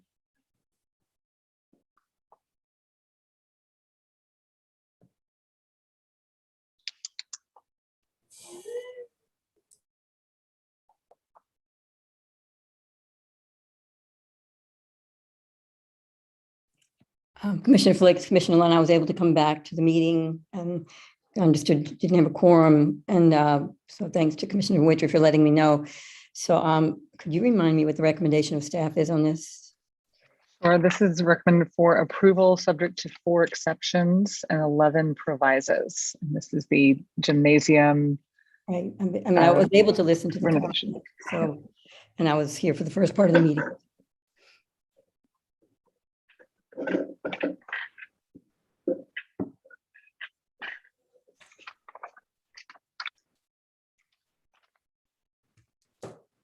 I understand a lot of, this Commissioner Lonigan, I'd like to comment that I understand a lot of the concerns about, the amount of incentives provided in whether it's what's considered a fair trade by many and to have 2 affordable housing units. But I realize a lot of work went into developing these trade-offs and what would be feasible in terms of having someone actually come forward and do a development that allowed for any affordable housing units within it. And to me, taking a former gymnasium and creating multifamily and 2 affordable units is something that meets several of the criteria of what we say that we want, what the master plan calls for. I just feel like it's a very appropriate use, and it's been determined that a public benefit is affordable housing. And while I'd like to see a higher percentage of affordable housing, I trust that at this point, it is not what we feel like developers would step forward and do if we increase the percentage beyond 10%, which is what we call for now in order to approve affordable housing developments. So I agree with staff, and I would like to make a motion for approval as recommended by staff with 4 exceptions and 11 provisos. Thank you, Commissioner Long. Is there a second?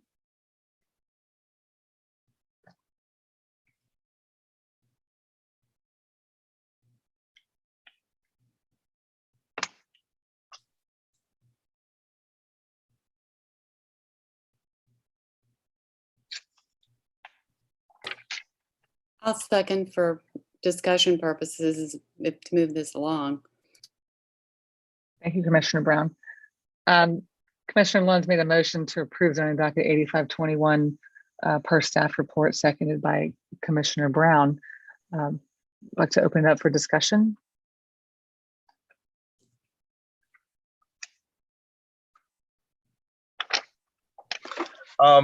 This is Commissioner Stewart, and I'll just say, based upon what we're evaluating here, I can't really say that I view this development as affordable with 2 units. It was an accessory unit for the school gymnasium that's being converted. So maybe more units for affordable housing. I can see that it was a affordable housing planning development, but as is with just a minimum of 2, I just kind of find it hard to really call it an affordable housing plan development.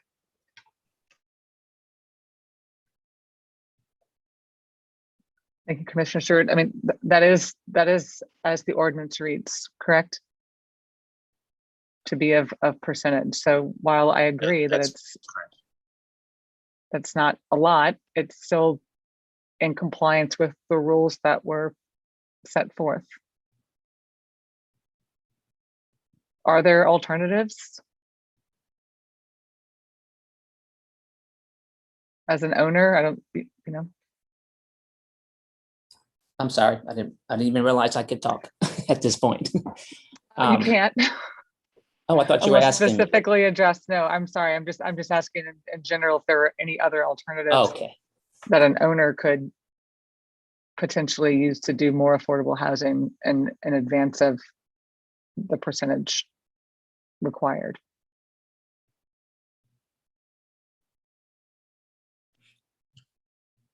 Is that a Do any, question for and staff? do any, well, do any, Is that a do question? any other commissioners have any other, input or thoughts on that? I mean, we're basically presented with a docket that's complying with the requirements of multifamily and that percentage. So if there may be a bigger.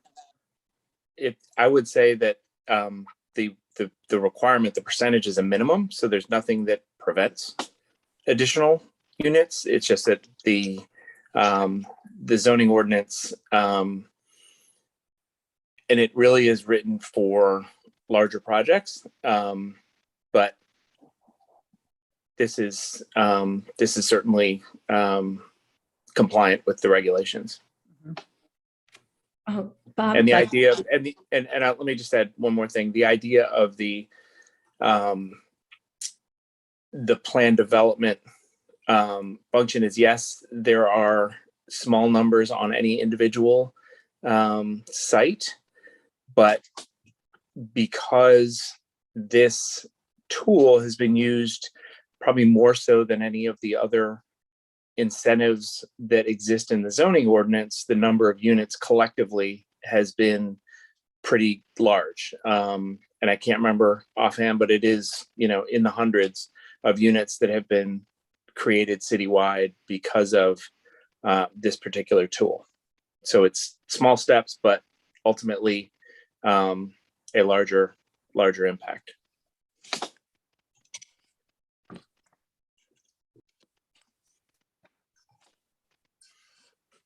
Thank you. Are there any other comments or any other thoughts from commissioners?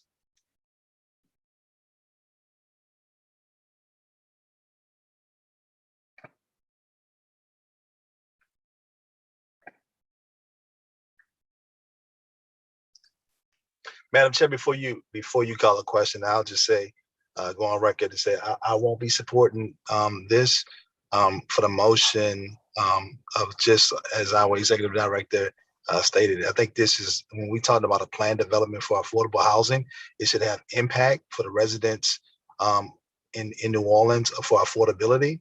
And I think this just does not meet that, even though it could be considered affordable housing.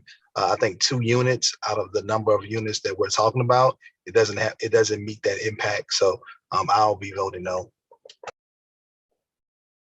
Thank you, Commissioner Stewart. Can you remind us what staff recommendation was? Staff recommendation is approval, subject to 4 exceptions and 11 provisos.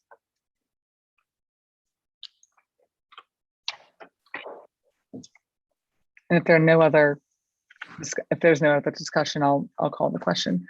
Commissioner Brown. I think I'm leaning toward, even though I seconded this for discussion purposes, hearing what Mr. Stewart said, I'm inclined to agree, so I will say no. Thank you. Commissioner Fike, I'm going to vote yes. Commissioner Lund. Yes. Commissioner Stieg. Yes. Commissioner Stewart. No. Commissioner Witry.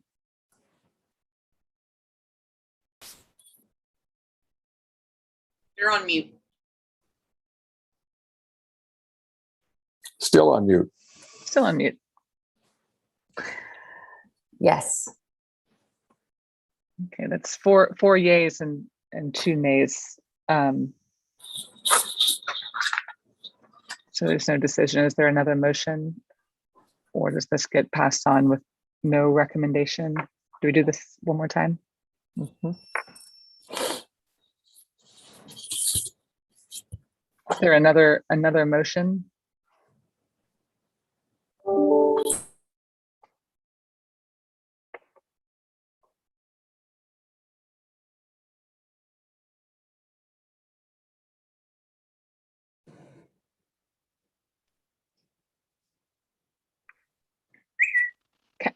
Council, do we pass this on with no recommendation, or do we? Yeah, that we did not reach a legal majority there, so we're just going to pass it on unless there's another motion going once, twice. So Madam Chair, I'll offer another a motion for denial for this zoning docket. Based on, as I stated before, I think anytime we do plan developments, basically for affordable housing, it should have impact.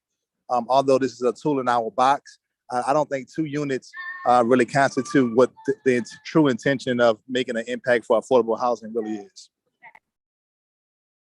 Thank you, Commissioner Stewart. Commissioner Stewart has a motion on the table to go against staff report and deny zoning docket 8521. Is there a second?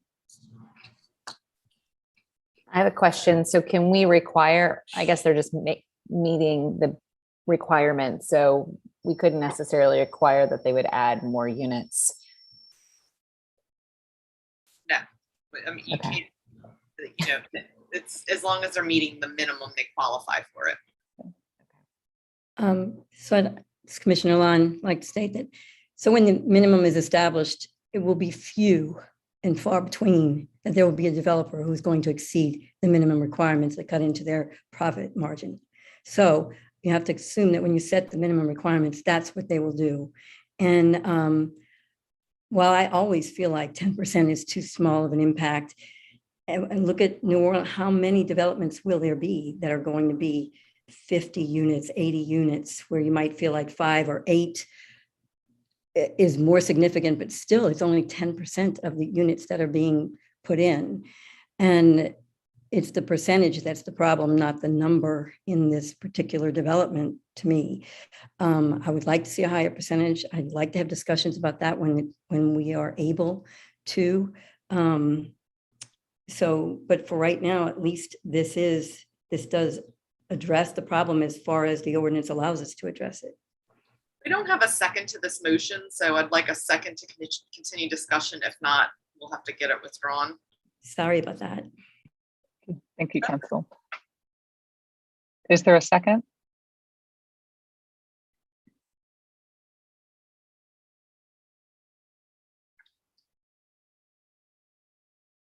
Hearing none. Does Commissioner Stewart need to withdraw, or do I just state that he No, has I to think withdraw? I think it just dies for the lack of a second. Right. Okay. Thank you. So we're going to move this on to City Council with no decision.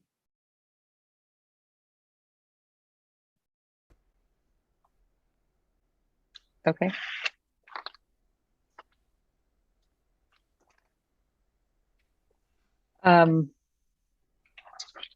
We'll move on.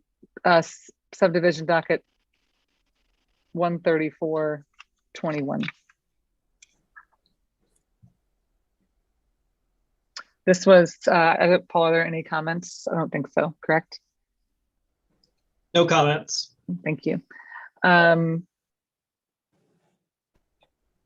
This was set for tentative approval subject to 4 provisos. Looking for if there are any questions or a motion. I'll make a motion to approve subdivision docket 13421 with 4 provisos. Staff's recommendation. Brown will second. Thank you. Commissioner Witchy made a motion to support to approve subdivision docket 13421, seconded by Commissioner Brown. If there are no questions, I will call the question. Commissioner Brown. Yes. Thank you. Commissioner Flick, yes. Commissioner Lunn. Yes. Commissioner Stieg. There we go. Commissioner Yes. Stieg. Thank you. Commissioner Stewart. Yes. Commissioner Witchy. Yes. Motion passes. And next up is the deferral for zoning dockets 8621 to 8921. And we're looking to defer that until the November 9th meeting. Is that correct? That's correct. Thank you. I'll make a motion to defer 08621. I know Stephen likes me to read them through 087-21, 08821, 08921 to the November 9th meeting. Thank you. Is there a second?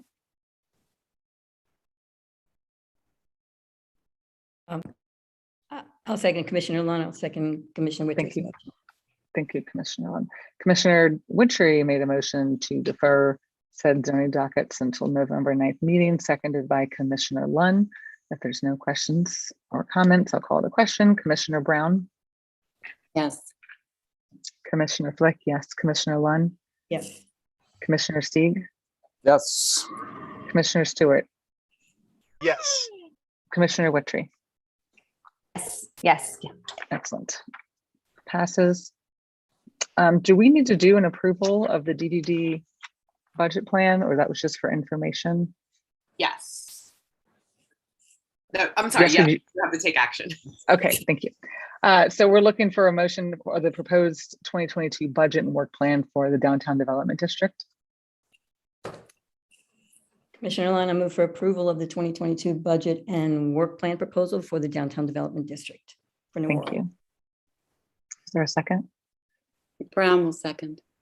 Thank you. Commissioner Lund made a motion to approve the 2022 proposed budget and work plan for the Downtown Development District, seconded by Commissioner Brown. If there are no comments, I'll call the question. Commissioner Brown? Yes. Commissioner Flick? Yes. Commissioner Lund? Yes. Commissioner Stieg? Yes. Commissioner Stewart? Yes. Commissioner Witry? Yes. This passes. I would like, Um, I'm sorry, Madam Chair, I would like to thank Mr. Carter for answering all my detailed questions about the parts I found a little confusing. So thank you. I'm glad he was there. I was very happy to help, ma'am. Thank you.